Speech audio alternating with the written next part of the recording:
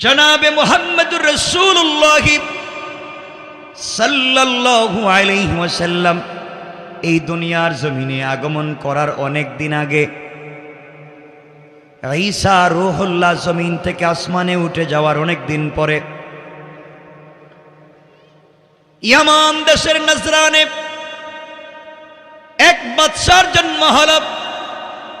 ইয়ামান দেশের নজরানে এক বাদশা থাকলো।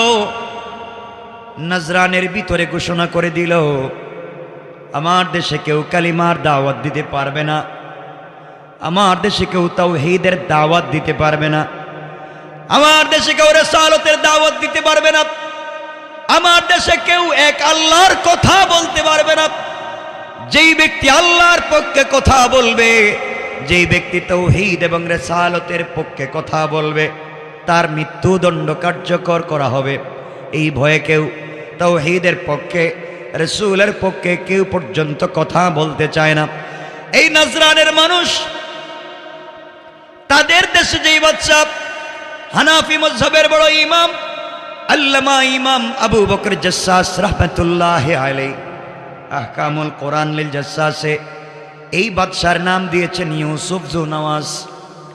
এই বাদশা বলতো, আমাকে খোদা বলো, নিজেকে খোদা দাবি করত। আর তার মন্ত্রী পরিষদের সকলে দেশের জনগণকে নিয়ে এই বাদশার কদমে সেজদা করত, বাদশাকে খোদা মনে করত, বাদশাকে আল্লাহ মনে করত, বাদশাকে তারা সবকিছু মনে করে বাদশার কদমে সেজদা দিত। এইভাবে তাদের দিন চলতে লাগলো।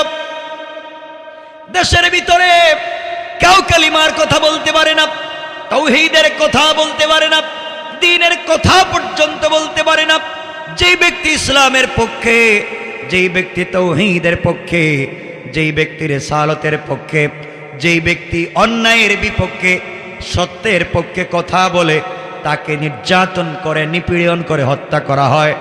প্রয়োজন বুঝে তাকে ফাঁসি পর্যন্ত দেওয়া হয়ে যায়। আমার বন্ধুগণ, এইভাবে দিন চলতে লাগলো। দীর্ঘদিন পর্যন্ত এইভাবে চলতে লাগলো। এইভাবে একদিন, দুই দিন না, দুই যুগ পর্যন্ত চলে গেল।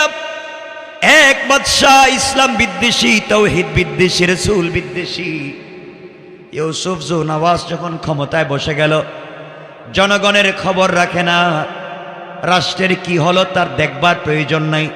যেই ব্যক্তি রাষ্ট্রের বিরুদ্ধে, সরকারের বিরুদ্ধে, এই বাদশাহ ইউসুফ জু নওয়াজের অন্যায়ের বিরুদ্ধে কথা বলবে, তার মৃত্যুদণ্ড। পারে না, তাওহীদের দাওয়াত দিতে পারে না, রিসালাতের দাওয়াত দিতে পারে না। এইভাবেই যখন দিন চলতে লাগলো, দীর্ঘ 24টা বছর চলে যাওয়ার পরে বাদশার বয়স কমছে না বাড়ছে? কথা বলেন না। বাদশা বৃদ্ধ হয়ে যেতে লাগলো, বয়স হয়ে গিয়েছে, বৃদ্ধ হতে লাগলো। চিন্তা করলো, আমি যদি মরে যাই, এই দেশে দুর্নীতির বিপক্ষে কথা বলতে দেই নাই, ওই দেশে অন্যায়ের বিরুদ্ধে কথা বলতে দেই নাই, জনগণকে কথা পর্যন্ত বলতে দিলাম না, জনগণের বাক স্বাধীনতা নষ্ট বন্ধ করে দিয়েছি। এই দেশে তাওহীদের দাওয়াত বন্ধ করেছি, রিসালাতের দাওয়াতকে বন্ধ করেছি, আল্লাহর পক্ষে কথা বলার লোককে ধ্বংস করে দিয়েছি, রিসালাতের পক্ষে যারা কথা বলবে তাদেরকে হত্যা করেছি। আমি যদি মরে যাই, মরে যাওয়ার পরে কোনো ক্রমে এই তাওহীদওয়ালা, কালিমাওয়ালা, আল্লাহওয়ালা, দ্বীনওয়ালা, রাসূলওয়ালা লোকদের কাছে কোনোভাবে এই দেশের ক্ষমতা যদি চলে যায়, তাদেরকে নির্যাতন করেছি, নিপীড়ন করেছি, তাওহীদের বিপক্ষে অবস্থান নিয়েছি, রিসালাতের বিপক্ষে অবস্থান নিয়েছি। যদি নির্যাতন, নিপীড়ন করবার পরে কোনো ক্রমে তাদের কাছে ক্ষমতা চলে যায়, আমি যে আঘাত করেছি তাদের হাতে ক্ষমতা পৌঁছে গেলে আমাকে আমার পরিবার সহ ব্রাশ ফায়ার করে মারতে পারে। কোন ঠিক না? আমার কথা বুঝেননি আপনারা? আমার বন্ধুগণ, এক পর্যায়ে বাদশা চিন্তা করতে লাগলো, কোনোভাবে যদি ক্ষমতা হারাই তাহলে তো আমার অস্তিত্ব থাকবে না, বাদশাহ ইউসুফ জুনাওয়াজ চিন্তা করে, আমার পরে এই দেশের ক্ষমতায় থাকবে আমার ছেলে, সে মরে গেলে তার ছেলে, ও মরে গেলে তার ছেলে, এইভাবে যুগের পর যুগ, কালের পর কাল আমার পরিবার থেকে রাষ্ট্র পরিচালিত হবে, আমার পরিবার থেকে দেশ চলবে। কেউ যেন সুযোগ না পায়, এই দেশের ভিতরে কেউ যেন কথা পর্যন্ত বলতে না পারে, এই দেশের ভিতরে কেউ যেন আমার পরিবারের বিরুদ্ধে কথা পর্যন্ত বলতে না পারে। এই চিন্তা করে বাদশাহ তার কাজগুলা চালায়া যায়। আমার বন্ধুগণ, বয়স হয়ে যাওয়ার পরে বাদশাহ চিন্তা করলো, আমি যদি মরে যাই আমার অস্তিত্ব থাকবে না, আমার পরে তো ক্ষমতায় আমার সন্তানকে বসাতে হবে। এই চিন্তা করে বাদশাহ ইউসুফ জুনাওয়াজ চলে গেল। এই জামানার সব থেকে বড় জাদুকর যে ছিল, এই জাদুকরের কাছে গিয়ে বলছে, আব্বাজান, আমি চাই আমি মরে গেলে এই নাজরানের ক্ষমতায় আমার ছেলে থাকবে, সে মরে গেলে তার ছেলে, ও মরে গেলে তার ছেলে, এইভাবে যুগের পর যুগ, কালের পর কাল আমার পরিবার থেকে রাষ্ট্র পরিচালিত হবে, কেউ যেন সুযোগ না পায়। আপনি কি কোনো ব্যবস্থা করে দিতে পারবেন? বাদশাহ ইউসুফ জুনাওয়াজ এই কথা বলবার পরে জাদুকর ডাক দিয়ে বলছে, বাদশাহ রে, আপনি যদি চান আপনি মরে গেলে আপনার দেশের ক্ষমতায় আপনার বংশের কেউ থাকবে, পৃথিবীর কেউ যেন সুযোগ না পায়, ওই ব্যবস্থা যদি আপনি করাতে চান তাহলে আপনি আমাকে একটা প্রত্যুৎপন্নমতি, একটা চালাক শিক্ষিত যুবক আমার কাছে দিতে হবে। বাদশাহ জাহাপনা, আপনি যদি আমাকে একটা যুবক ছেলে দিতে পারেন, শিক্ষিত যুবক দিতে পারেন, শিক্ষিত তরুণ দিতে পারেন, একটা মাত্র যুবক যদি আপনি আমাকে দেন, ওই যুবকের মাধ্যমে আপনার দেশের ক্ষমতায় আপনি থাকবেন, কেউ আপনার বিরোধিতা করবে না, এমন সিস্টেম করে দিতে পারবো। বাদশাহ ইউসুফ জুনাওয়াজ ডাক দিয়ে বলছে, জাদুকর রে, বিশাল বড় নাজরানি একটা মাত্র যুবক তোমাকে দিলে, ওই যুবকের মাধ্যমে দেশের ভিতরে তুমি আমার ক্ষমতা প্রতিষ্ঠিত রাখবে, পৃথিবীর কেউ সুযোগ করতে পারবে না। এই সিস্টেম তুমি কেমনে করে দেবে? জাদুকর বলছে, ও বাদশাহ ইউসুফ জুনাওয়াজ, আপনি শোনেন, আপনি যদি আমাকে একটা যুবক দেন, ওই যুবকটাকে আমার মতো জাদুবিদ্যা শিক্ষা দেব, জাদুবিদ্যা শিক্ষা করে আমার মতো জাদুকর হয় আপনার দেশে যাওয়ার পরে জাদুর মাধ্যমে, জাদুর বিষক্রিয়ার মাধ্যমে স্বামী স্ত্রীতে ঝগড়া লাগাইয়া দিবে, বাবা ছেলে ঝগড়া লাগাইয়া দিবে, মা মেয়ে ঝগড়া, পরিবারে পরিবারে ঝগড়া, সামাজিকভাবে ঝগড়া, হুজুরে হুজুরে মারামারি, পীরে পীরে মারামারি, ওগুলা লাগাইয়া দিবে। হুজুরে হুজুরে নিজেরাই মারামারি করবে, পীরে পীরে নিজেরাই মারামারি করবে, এক পীর আর এক পীরে কাফের বলবে, এভাবেই তাদের দিন চলতে লাগবে। এক হুজুর আর এক হুজুরকে গালি দিবে, কেউ কাউকে সহ্য করবে না, ওরা নিজেরা মারামারি করে দিন কাটাইয়া দিবে। আপনার বিরুদ্ধে লাগবার মতো সময় ওরা পাবে না। ঠিক নেই? বাদশা কয় সিস্টেমটা খারাপ না, আমি জানি আপনাদেরকে বোঝাতে পারবো না কথাগুলা, সামনে গেলে হয়তো কিছু বুঝতে পারেন। আমার বন্ধুগণ, বাদশা বলল সিস্টেমটা খারাপ নেই, না ভালো আছে? কথা বলেন না কেন? তারা নিজেরাই মারামারি করবে। আমি আমার দেশ চালাবো, আমার বিরুদ্ধে লাগবার সময় নাই। বাংলাদেশে হুজুরে হুজুরে মারামারি আসেনি? নাই মনে হয়। পীরে পীরে আসেনি? আছে। তো চলতেই আছে, হুজুরে হুজুরে মারামারি, পীরে পীরে মারামারি, এই হুজুরে কাফের, এই পিসাবরে কাফের, এগুলা ছাড়া কোনো চিন্তাই নাই। এগুলা বাদ দেন, মানুষকে গালি দেওয়া বাদ দেন। আজ যারা ইমাম কেরাম খুতবায়ে আজম রাগ করবেন না, আপনারা ফতোয়া দিয়া শুধু মহিলাদেরকে মসজিদে আসা বন্ধ করেছেন, ফতোয়া দিয়া মহিলাদেরকে তাফসীর শোনা বন্ধ করেছেন, কিন্তু ফতোয়া দিয়া নারীদেরকে মার্কেটে যাওয়া, সিনেমা হলে যাওয়া, রাস্তায় বের হওয়া বন্ধ করতে পারেন নাই। কেন ফতোয়া দেন? কিসের ফতোয়া? আজ আপনারা মারামারি করছেন, কে নাভির নিচে হাত বাঁধলো, কে বুকের উপরে হাত বাঁধলো, কে মাথার উপরে হাত বাঁধলো, কে জুরে আমিন বলছে, কে আস্তে আমিন বলছে, কে ইয়া নবী সালাম আলাইকা বলছে, কে ইয়া নবী সালাম আলাইকা বলে নাই। মাইশু কথা বলবেন। দুই ভাই একই ঘরে থাকে, একই ঘরে খায়, দুই নামাজ মসজিদে গিয়ে নামাজ পড়ে, এক মসজিদে নামাজ পড়ে না। আছে না এগুলা? এই ফিতনা কেন? কেন এই ফিতনা তৈরি হয়েছে? মসজিদের ইমাম সাহেব নামাজে যে সূরাগুলো তেলাওয়াত করেন, যে আয়াতগুলো তেলাওয়াত করেন, এই আয়াতের ব্যাখ্যা যদি উনার মহল্লায়, উনার সমাজে প্রতিষ্ঠিত হতো, চুরি ডাকাতি বদমাইশি ফিতনা থাকতো না। ঠিক কিনা বলেন? চাকরির চিন্তা, যদি আমার চাকরি চলে যায়, দরকার নাই চাকরির, আপনি বিজনেস করে খান, ব্যবসা করে খান। যদি মসজিদের মিম্বরে বসে সত্য কথা না বলা যায়, দায়িত্ব ছেড়ে দেন। আপনি ঠিক মতো কথা বলতে পারেন না, কারণ যখন সুদের ওয়াজ করবেন দেখেন আপনার সভাপতি সুদ কর, আপনি ঘুষের ওয়াজ করবেন আপনার সেক্রেটারি ঘুষ খায়। কথা বলেন না কেন? আপনি ফেন্সিডিল ইয়া বা ভূমি দখলের বিরুদ্ধে কথা বলবেন, দেখবেন আপনার কেশিয়ার সব থেকে বড় খাইয়া পেটে বম্বাস ঠিক মার্কা করে রাখছে। কার বিরুদ্ধে কথা? কেন এগুলো হচ্ছে?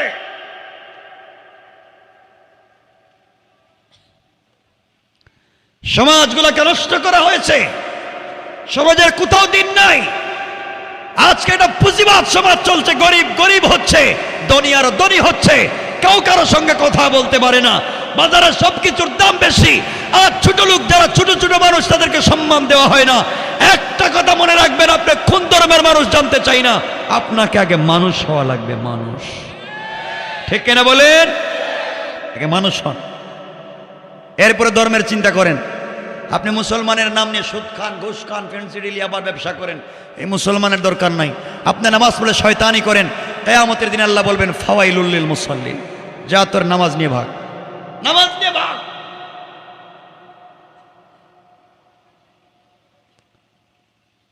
আজকে আমার কথা কষ্ট পাচ্ছেন আপনারা? যদি বসেন, সামনে কিছু কথা বলবো। আজকে আপনারা কোরআনকে কি বানিয়েছে? কেন আপনারা এগুলো শুরু করেছেন সমাজে? কোরআনকে বানিয়েছেন মক্তবে বাচ্চাদের পড়াবার বই। কোরআন শরীফ মক্তবে পড়ানো হয় না? হয় না? যেই বয়সে বাচ্চা পূর্ব চিনে না, পশ্চিম চিনে না, উত্তর দক্ষিণ চিনে না, ওই বয়সে কোরআন শরীফ পড়ে। আর যেই বয়সে সে অ্যাডাল্ট হয়ে যায়, ম্যাচুয়ার্ড হয়ে যায়, বয়স হয়ে যায়, সমাজ বুঝে, ওই সময় সে ফিজিক্স পড়ে, কেমিস্ট পড়ে। কথা বলেন না কেন? তো দিন শিখবে কোন দিন? ইসলাম শিখবে কোন দিন?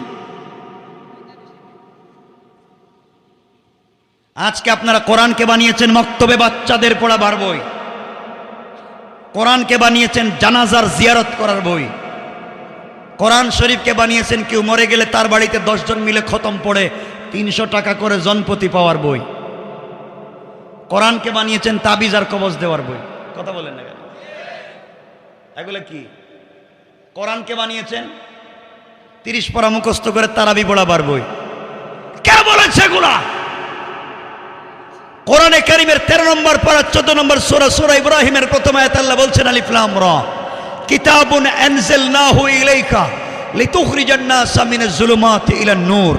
আল্লাহ বলছেন কোরআন দিয়েছি গোটা দুনিয়ার অন্ধকারাচ্ছন্ন সমাজকে আলোকিত করবার জন্য। কোরআন মসজিদে থাকবার কিতাব নয়, কোরআন মাদ্রাসায় থাকবার কিতাব নয়। যেই ব্যক্তি ওজনে কম দেয়, যেই ব্যক্তি পাল্লায় কম দেয়, যেই ব্যক্তি গরুর গোশত দেখাইয়া মহিষের গোশত বিক্রি করে, যেই ব্যক্তি অরিজিনাল ডিম দেখাইয়া ফার্মের ডিম বিক্রি করে, তার কাছে ইসলাম নাই, তার কাছে দিন নিয়ে যাও।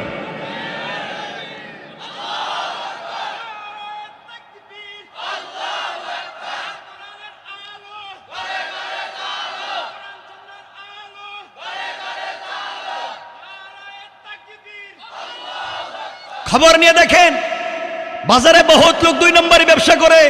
অরিজিনাল মাছ দেখাইয়া সে পুরোনা মাছ বিক্রি করতেছে, বলছে তাজা মাছ, অথচ পুরোনা মাছ।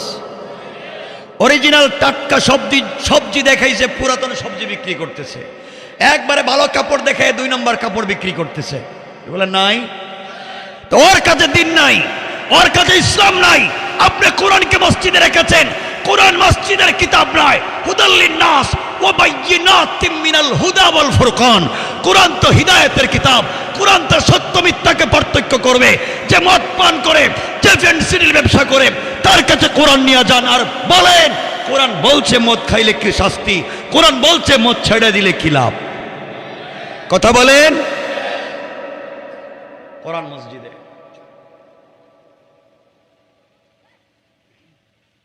ওলামায়ে কেরামদেরকে বলছে, আল্লাহকে ওয়াস্তে মসজিদ মাদ্রাসা নির্ভর হয়ে বসে থাকবেন না। আপনাদের কলিজার টুকরা রাসূল, আমার কলিজার টুকরা রাসূল, তিনি মসজিদে নববীর মুতাওয়াল্লি ছিলেন, তিনি মসজিদে নববীর ইমাম ছিলেন, তিনি মসজিদে নববীর খতিব ছিলেন, তিনি মাদ্রাসায় দারুল আরকামের শিক্ষক ছিলেন, তিনি মাদ্রাসায় দারুস সুফার শিক্ষক ছিলেন, পাশাপাশি মদিনার সবথেকে বড় ব্যবসায়ী ছিলেন। কথা বলেন না কেন? ব্যবসা ছিল, নিজের ছিল, নিজের বউরও ব্যবসা ছিল। খাদিজার ব্যবসা ছিল না? ছিল না মনে হয়। নিজের তো ছিল, বউরও ছিল, এবং নিজের বউর এত বড় ব্যবসা ছিল, মক্কার সকল লোক খাদিজার টাকায় বিজনেস করত। এগুলো শুধু সুবহানাল্লাহ পর্যন্তই রাখবেন, আর বাস্তবতার দরকার নাই। উলামায়ে কেরাম যদি আজকে মসজিদ মাদ্রাসা নির্ভর না হইয়া বাজারে যদি 50টা দোকান আর 20টা দোকান উলামায়ে কেরামের থাকতো, আর যাই হোক এরা 2 নম্বর ব্যবসা করতো না, এরা হারাম ব্যবসা করতো না, তাহলে এই সেক্টরে যাবে কে? কেন হচ্ছে না এগুলো?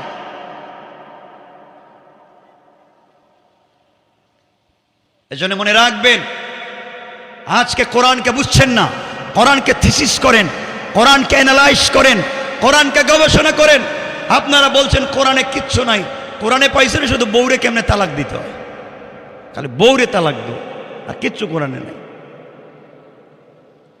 অথচ আল্লাহ বলছেন চন্দ্র ঘুরে না সূর্য ঘুরে, আসমানের উপরে কি আছে, আসমানের নিচে কি আছে, জমিনের উপরে কি, জমিনের নিচে কি, medical science, general science, physiology, biology, chemist, druggist, social science, math, Allah বলছেন যা পৃথিবীতে আসবে বিজ্ঞান যা আবিষ্কার করবে, আল্লাহ কোরআনে বলছেন তিবিয়ানান লিকুল্লি শাই, সকল বিষয়ের পূর্ণাঙ্গ বর্ণনা আল্লাহ কোরআনে দিয়েছেন। ঠিক কিনা বলেন? কোরআন থেকে কি শিখছে, কি শিখেছে? মনে করেছেন পাঞ্জাবি রাখলে পরলেই, দাড়ি রাখলেই মনে হয় মুসলিম। নো, নেভার, এটা হতেই পারে না। এটা লিবাসুত তাকওয়া, এটা হচ্ছে তাকওয়ার পোশাক, তাকওয়া নয়। আল্লাহ বলছেন লিবাসুত তাকওয়া, এটার নাম ইসলাম নয়। দাড়ি টুপি পাঞ্জাবির নাম ইসলাম নয়। হা হুনা, রাসূল 3 বার বলছেন হা হুনা, দিন তো ওখানে, ইসলাম তো ওখানে, আত্মার ওখানে, আর উপরে যা দেখতেছে এগুলো লেবাস, পাঞ্জাবি, টুপি, দাড়ি রাইকা বহুত লোক বদমাইশি করে যায়। ঠিক কিনা বলেন? এই পোশাকের নাম ইসলাম নয়। আল্লাহকে ওয়াস্তে ভালো মানুষ হওয়া লাগবে। কে গোল টুপি, কে জালি টুপি, কে লম্বা টুপি, বাদ দেন। একটা মাসলকে আবদ্ধ হন। আমি চাই পৃথিবীতে, এই পৃথিবীর সামিয়ানা হবে একটা, এই জমিনে হবে একমাত্র আল্লাহর তাওহীদ, জমিনে থাকবে একমাত্র আল্লাহর রিসালত, কোন ধর্ম বর্ণ থাকবে না, সকল ধর্মের মানুষ আল্লাহকে মানবে। যারা আমার কিবলার দিকে মুখ করে সালাত পড়ে, যারা আমার জবাই করা পশুর গোশত খায়, তারা আমার ভাই। কথা বলেন ঠিক কিনা? তারা আমার ভাই, ফিতনা কইরেন না। মানুষকে ঐক্যবদ্ধ করেন, মানুষকে ধরে সরাইয়া দিয়েন না। আমার কথা কষ্ট পাচ্ছেন মনে হয়। এই জন্য যুবকদেরকে বলছি, শোনো, একটা কথা বলে আমরা আলোচনা সংক্ষেপ করব, খুব লম্বা কথা বলবো না, কিন্তু শোনো কি বলতে চাই। ও যুবকেরা, সিনেমা দেখো না? এরা মনে হইতেছে ওলিয়া উলিয়া নাকি, সিনেমা দেখে না, বহুত পিসাব আপনারা। শোনো কি বলতে চাই, আমি তোমাদেরকে একটা মেসেজ দিচ্ছি, ইনফরমেশন দিচ্ছি, আসছি। ও যুবক, তোমার পা ধরে, তোমার পায়ে ধরে বলে যাই, তোমাকে বুকের সঙ্গে লাগে একটা কথা বলতে চাই। যুবক শোনো, আল্লাহকে ওয়াস্তে শোনো, দুনিয়া কামিয়াব, আখিরাত কামিয়াব। তুমি বন্ধুদের পাল্লায় পড়ে মদের বারে গিয়েছো, বন্ধুদের পাল্লায় পড়ে সিনেমা হলে গিয়েছো। বাবা শোনো, বন্ধুদের পাল্লায় পড়ে সিনেমা হলে গিয়েছো, সিনেমা হলে সিনেমা দেখতেছো, হঠাৎ সালাতের সময় হয়েছে, হঠাৎ গলির দিকে তাকায় দেখছো নামাজের সময় হয়েছে, সিনেমা হলের ভিতরে নামাজে দাঁড়িয়ে যাও, নামাজে দাঁড়িয়ে যাও, নামাজকে ছেড়ে দিও না।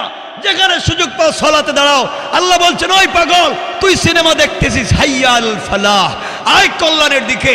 আমার কাছে ভরপুর কল্যাণ আছে, আমার কাছে চুকের সৌন্দর্য আছে, আমার কাছে আত্মার খোরাক আছে। ওখানে যা দেখতেছিস পচা দুর্গন্ধ, তার চাইতে আমার কাছে ভালো আছে। এই জন্য গিয়েছো সিনেমা হলে, নামাজের সময় হয়েছে, ওখানে নামাজে দাঁড়িয়ে যাও, ওখানে নামাজে দাঁড়িয়ে যাও। যুবক বন্ধুদের পাল্লায় পড়ে মদের বারে গিয়েছ, আজান হয়ে গেছে, নামাজের সময় মদের বোতলটা টেবিলে রাইখা নামাজে দাঁড়িয়ে যাও। তুমি বন্ধুদের পাল্লায় পড়ে ফ্যান্সি ডিলের বারে গিয়েছ, আজান হয়ে গিয়েছে, নামাজের সময় বোতলটা রাইখা দাও, নামাজে দাঁড়িয়ে যাও। ও যুবক, তুমি বন্ধুদের পাল্লায় পড়ে ইয়াবার ট্যাবলেট হাতে নিয়েছ, নামাজের সময় হয়েছে, দুই হাত জোড় করে বলি খাও, পরে ট্যাবলেটটা পকেটে রাইখা দাও, আগে নামাজে দাঁড়িয়ে যাও, আগে নামাজে দাঁড়িয়ে যাও। ও যুবক, বন্ধুদের পাল্লায় পড়ে জিনা করে ফেলেছ, নামাজের সময় হয়ে গিয়েছে, পবিত্র হয়ে সলাতে দাঁড়িয়ে যাও, সলাতে দাঁড়িয়ে যাও। যুবক, তোর মাথায় যদি টুপি থাকে, টুপি পরে নামাজে দাঁড়িয়ে যাও। টুপি যদি না থাকে, খালি টুপিতে মাথায়, খালি মাথায় নামাজে দাঁড়িয়ে যাও। পাঞ্জাবি যদি থাকে, পাঞ্জাবি পরে নামাজে দাঁড়াও। পাঞ্জাবি যদি না থাকে, শার্ট পরে নামাজে দাঁড়াও। শার্টও যদি না থাকে, একটা টি শার্ট পরে নামাজে দাঁড়াও। তাও যদি না থাকে, একটা স্যান্ডু গেঞ্জি পরে নামাজে দাঁড়াও। তাও যদি না পাও, খালি গায়ে নামাজে দাঁড়াও, খালি শরীর নিয়ে নামাজে দাঁড়াও। ও যুবক, একটা প্যান্ট যদি থাকে, প্যান্ট পরে নামাজে দাঁড়াও। প্যান্ট যদি না পাও, পায়জামা পরে নামাজে দাঁড়াও। পায়জামাও যদি তোমার না থাকে, হাঁটু থেকে নাভি পর্যন্ত ঢাকো, তাও নামাজে দাঁড়াও। এটাও যদি না পাও, উলঙ্গ হয়ে নামাজে দাঁড়াও, তাও নামাজটা পড়ো। যুবক, পানির যদি ব্যবস্থা থাকে, পানি করে সলাতে দাঁড়াও, পানি দিয়ে অজু করে সলাতে দাঁড়াও। পানির যদি ব্যবস্থা না থাকে, তায়াম্মুম করে নামাজে দাঁড়াও। পানিও নাই, তায়াম্মুমের মাটিও নাই, কাপড়ও নাই, উলঙ্গ হয়ে বিনা অজুতে নামাজে দাঁড়াও, তাও নামাজ পড়ো।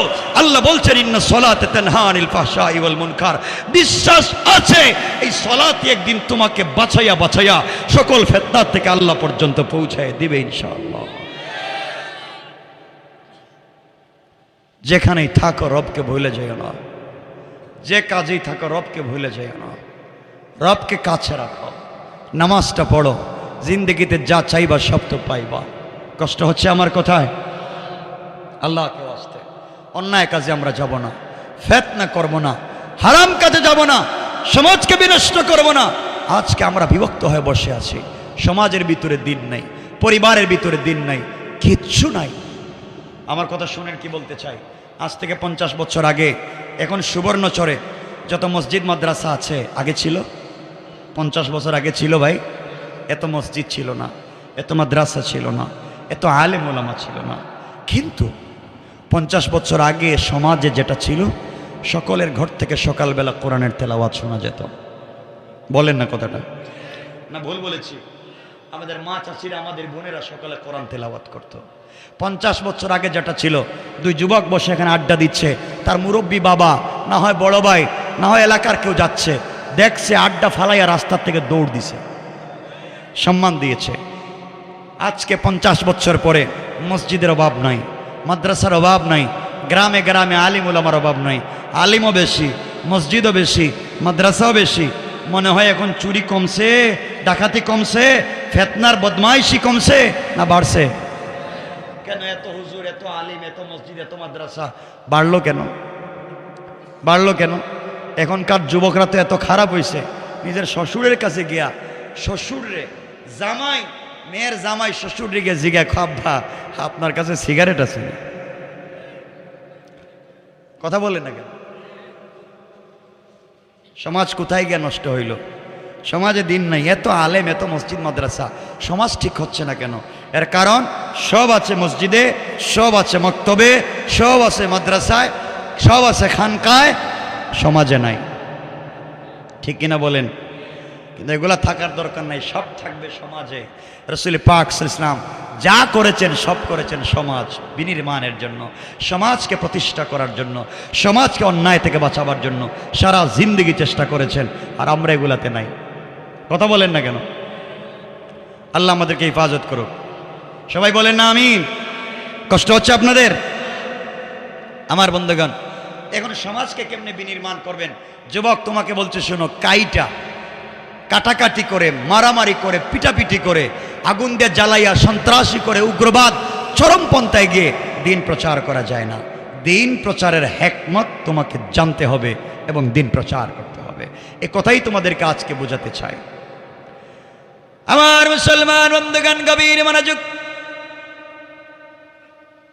বাদশা ইউসুফ নামাজ চিন্তা করে দেখল, একটা মাত্র যুবক যদি হয়ে যায়, এক যুবকের মাধ্যমে আমার দেশের মধ্যে ফিতনা লেগে যাবে, আর আমি আমার দেশ চালাবো, কেউ সুযোগ পাবে না। এই চিন্তা করে ইউসুফ নামাজ নজরানে আসার পরে গোটা দেশ তালাশ করতে লাগলো। গোটা দেশ খুঁজে একটা যুবককে পেয়েছে। এই যুবকের নাম আল্লামা ওবায়দুল্লাহ সিন্দি ইনকালাবি তাফসিরে এই যুবকের নাম দিয়েছেন আব্দুল্লাহ বিন তামের, আব্দুল্লাহ বিন তামর। আমার বন্ধুগণ, বাদশাহ যুবকটাকে বলছে, ও যুবক, তুমি শুধুমাত্র কেবলমাত্র জাদুবিদ্যার মাধ্যমে আমার দেশে ফিতনা তৈরি করে দিবা, বিনিময়ে তুমি যা চাইবা তাই পাইবা, কিন্তু তুমি আমার দেশে ফিতনা তৈরি করে দিতে পারলেই হলো, আমি আমার ক্ষমতায় থাকব। আমার বন্ধুগণ, সংক্ষেপ করে বলি, এই বাদশা ইউসুফ নওয়াজ আব্দুল্লাহ বিন তামেরকে দিয়া এই দেশ থেকে কালিমাওয়ালাকে ধ্বংস করে দিতে চায়, ইসলামী আন্দোলনকে মুছে দিতে চায়। এই জন্যে বিদেশে ট্রেনিংয়ের জন্য পাঠাচ্ছে। এই বাদশাহ শেষ পর্যন্ত জাদুকরের কাছে পাঠাইয়া দিল আব্দুল্লাহকে। দুইটা রওয়ায়াত আশরাফ আলী তানভী বয়ানুল কোরআনে লিখেন, কেউ বলেছেন প্রতিদিন সকালবেলা চলে যায়, বিকেল বেলা যুবক বাড়িতে ফিরে আসে। কেউ বলছেন 6 মাসের জন্য চলে গেল, 6 মাস পরে বিকাল বেলা, 6 মাস পরে যুবক আসতেছে জাদুবিদ্যা শিক্ষা করে, দুনিয়ার বড় জাদুকর হয়ে আসতেছে। এই যুবকের মাধ্যমে সমাজ থেকে দিনকে মুছে দিবে। মুসলমান বন্ধুগণ, মনে রাখবা, বাদশা চাইল এই যুবকের মাধ্যমে আব্দুল্লাহ বিন তামিরকে দিয়া নজরান নামক দেশ থেকে তাওহীদ আর রিসালাতকে মুছে দিতে চাইবে। কোটি কোটি টাকা খরচ করে বিদেশে জাদুবিদ্যা শিক্ষা করাইয়া সে তাকে পাঠিয়ে দিয়েছে, আমাদের তার দেশে নজরানে পাঠিয়ে দিয়েছে সমাজকে নষ্ট করার জন্যে। আর আমার আল্লাহ কৌশল করলেন, শোনো রে বাদশা, তুমি যেই যুবকের মাধ্যমে এই দেশ থেকে দিনকে মুছে দিতে চাও, আমি আল্লাহ কৌশল করলাম এই যুবকের মাধ্যমে এই সমাজে দিন জিন্দা করে দিতে চাই। আল্লাহু আকবার বলেন। আমার আল্লাহ বুঝাতে চান যুবকরে, ও বাদশা ইউসুফ নওয়াজ, তুমি কোটি কোটি টাকা খরচ করে ইনভেস্ট করে আব্দুল্লাহকে বিদেশে ট্রেনিং দিয়া নিজের দেশে নজরানে এনে এই দেশ থেকে তাওহীদ আর রিসালাতকে মুছে দেওয়ার কৌশল করেছ। আমি আল্লাহ কৌশল করলাম, তুমি যেই জিনিস দিয়া দিনকে মুছে দিতে চাও, আমি আল্লাহ ওই জিনিস দিয়া দিনকে জিন্দা করতে চাই। আমার আল্লাহ এই জন্য কোরআনে কারিমের অনেক জায়গায় বলেছেন, আমার আল্লাহ বললেন, ওয়া মাকারু ওয়া মাকারাল্লাহ ওয়াল্লাহু খায়রুল মাকিরিন।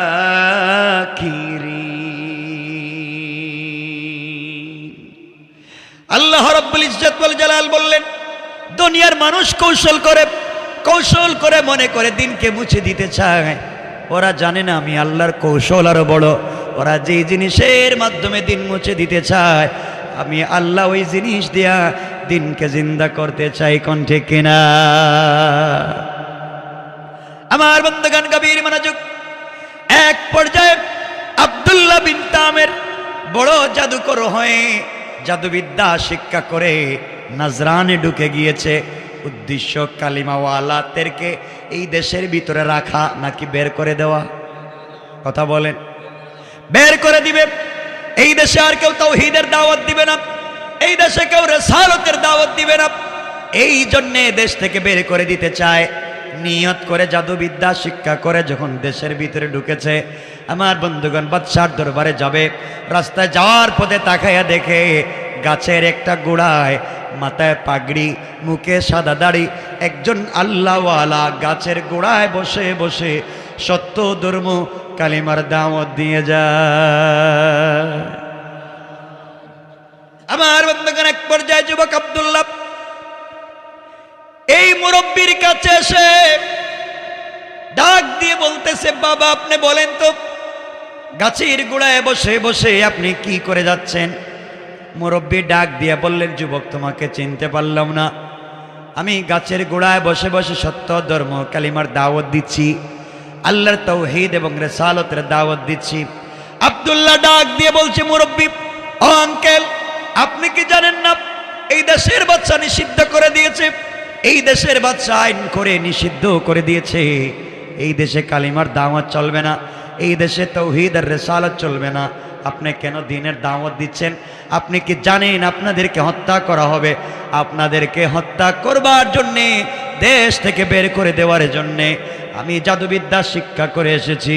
আপনি দেশের ভিতরে অন্যায়ভাবে আইন বিবর্জিত দ্বীনের দাওয়াত দিচ্ছেন। আমি বাদশার সঙ্গে দেখা করে আসতেছি, আপনাদেরকে দেশ থেকে তাড়িয়ে বের করে দেওয়া হবে। এই হুমকি দিয়া আব্দুল্লাহ বিন তামের আল্লাহর ওলি মুরব্বির সামন থেকে যখন চলে যায়, দাওয়াত দিয়া যুবককে, এই যুবক যখন আল্লাহর ওলিকে হুমকি দিয়া চলে যায়, যাওয়ার সময় আল্লাহর ওলি আব্দুল্লাহ বিন তামেরের চেহারার দিকে তাকালেন। প্রথমেই তাকাইয়া কাঁদলেন, তারপরে মুচকি হাসতে লাগলেন। যুবক দাঁড়িয়ে গেল আর চিন্তায় পড়ে গেল, ব্যাপার কি? উনি আমার চেহারার দিকে তাকাইয়া কাঁদবে কেন? আমার চেহারার দিকে তাকাইয়া হাসবে কেন? কি এমন করলাম? যুবক ঘুরে ফিরে আবার আসছে, এসে ডাক দিয়ে বলতেছে, মুরব্বী আপনি আমার চেহারার দিকে তাকাইয়া কাঁদলেন কেন? আমার চেহারার দিকে তাকাইয়া হাসলেন কেন? আল্লাহর ওলি আব্দুল্লাহ বিন তামিরকে জবাব দিচ্ছেন, যুবকরে দুইটা কারণে তোমার চেহারার দিকে তাকাইয়া কাঁদলাম, তোমার চেহারার দিকে তাকাইয়া হাসলাম। যুবক শোনো, আমি চিন্তা করে দেখলাম জীবনের যত মানুষ এই পর্যন্ত আমি দেখেছি, তোমার মতো এত সুন্দর চেহারার কোনো যুবককে এই পর্যন্ত আমি দেখি নাই।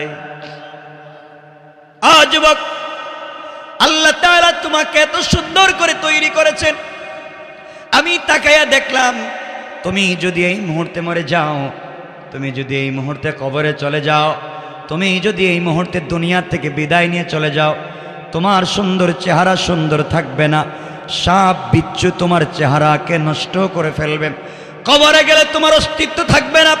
এর কারণ তোমার ভিতরে তাওহীদ নাই, তোমার ভিতরে রিসালাত নাই, আল্লাহর পরিচয় নাই, রাসূলের পরিচয় তোমার ভিতরে নাই। তুমি যদি এই মুহূর্তে মরে যাও, কবরে গেলে তোমার অস্তিত্ব থাকবে না, সাপ বিচ্ছু কীড়া তোমাকে ধ্বংস করে ফেলবে। এই জন্যে তোমার চেহারার দিকে তাকাই আমি কাঁদলাম। তোমার মতো বুখা যুবক এই দুনিয়ার জমিনে আর দেখি নাই। তুমি কেন নিজেকে মৃত্যুর পরে ধ্বংস করতে চাও? যুবক, তোমার চেহারার দিকে তাকাইয়া এই জন্যে আমি হাসলাম। যুবক রে, তোমার মতো হাম্মক, তোমার মতো বেওকুফ দুনিয়ার জমিনে আর নাই। তুমি মাত্র জাদুবিদ্যা শিক্ষা করে এসেছো আর মনে মনে ভাবতেছো বহুত বড় গুনাহ করে ফেলেছো। যুবক রে, আমার আল্লাহ রব্বুল ইজ্জত ওয়াল জালাল ঘোষণা করে দিয়েছেন, কেউ যদি আসমান জমিন পরিমাণ গুনাহ করেও মাফ চায়, আল্লাহ বলছেন তাকে মাফ করে দিবেন। কোন সুবহানাল্লাহ। যুবক আব্দুল্লাহ, তোমার চেহারার দিকে তাকাই ওই জন্য আমি হাসলাম। আল্লাহর কাছে তুমি যদি ক্ষমা চাও, তুমি যে অপরাধ করেছো, অন্যায় তুমি করেছো, এই মুহূর্তে তুমি যদি আল্লাহর কাছে ক্ষমা চাও, আমার বিশ্বাস আল্লাহ শুধু তোমাকে ক্ষমা করে দিবেন তা না, আল্লাহ তোমাকে ক্ষমা করে দিবেন, বিশ্ববিখ্যাত বুজুর্গ ওলি বানাইয়া দিবেন। আর কালিমা পড়লে অন্তরে তুমি স্বাদ পাইবা, কলিজায় শান্তি পাইবা, জবানে স্বাদ পাইবা, অন্তরে শান্তি পাইবা। তুমি যদি কালিমা পড়ো, আমার বিশ্বাস আল্লাহ তোমাকে ক্ষমা করে জান্নাতি বলে ফয়সালা করে দিতে আমার আল্লাহর 1 মিনিটও দেরি হবে না। পড়েন সুবহানাল্লাহ। যুবক আব্দুল্লাহ, তুমি মাত্র জাদুবিদ্যা শিক্ষা করেছ, আর কোনো বড় অপরাধ করো নাই। আমার মন বলতেছে আল্লাহ তো রহমান, আল্লাহ রহিম, আল্লাহ তোমাকে ক্ষমা করে দিবেন। তুমি আল্লাহর কাছে ক্ষমা চাও, আল্লাহ তোমাকে অবশ্যই নাজাত দিবেন। মাত্র 1-2 মিনিট ওয়াজ করলেন, 1-2 মিনিট নসিহত করলেন, এই জাদুকর, বিশ্ববিখ্যাত জাদুকর একটা যুবককে বুঝালেন। যুবক ডাক দিয়ে বলতেছে, বুজুর্গ আল্লাহর ওলি, আমি যদি তওবা করি এই মুহূর্তে কালিমা পড়ে মুসলমান হয়ে যাই, সত্যি কি আমার গুনাহ মাফ হয়ে যাবে? আমি কি আল্লাহর বুজুর্গ হতে পারবো, ওলি হতে পারবো? আর আমি কি জবানে স্বাদ এবং অন্তরে শান্তি পাব? আল্লাহর ওলি বললেন, যুবক রে, তুমি শুধু জবানে স্বাদ আর অন্তরে শান্তি তুমি পাবা তা না, আমার বিশ্বাস আল্লাহর সঙ্গে তোমার এমন একটা সম্পর্ক হয়ে যেতে পারে, তুমি দুনিয়ার জমিনে যা চাইবা চাইতে দেরি হবে, আল্লাহ তোমাকে দিতে দেরি হবে না। পড়েন সুবহানাল্লাহ। আল্লাহর ওলি 1-2 মিনিট কথা বললেন। যে যুবকটাকে বাদশা টাকার বিনিময়ে পাঠিয়েছে ধ্বংস করার জন্য, আল্লাহর ওলি 1-2 মিনিট কথা বলবার কারণে যুবকের মন চেঞ্জ হয়ে গেল। যুবক বলতেছে, হুজুর দেরি করা যায় না, এই মুহূর্তে আপনি চাইলে আমাকে কালিমা পড়াইয়া মুসলমান বানাইয়া দেন। কোন সুবহানাল্লাহ। আল্লাহর ওলি দাঁড়িয়ে গেলেন, যুবকটাকে কালিমা পড়িয়ে দিলেন। যুবক মুসলমান হয়ে গিয়েছে। আল্লাহর ওলি বলতে লাগলেন, মুরব্বী বলতে লাগলেন, যুবক রে, আমার বিশ্বাস কালিমা যেহেতু পড়েছ, আল্লাহ তোমার পিছনের জিন্দেগির গুনাহগুলোকে মাফ করে দিয়েছেন, আল্লাহ তোমাকে অবশ্যই বুজুর্গ ওলি বানাবেন।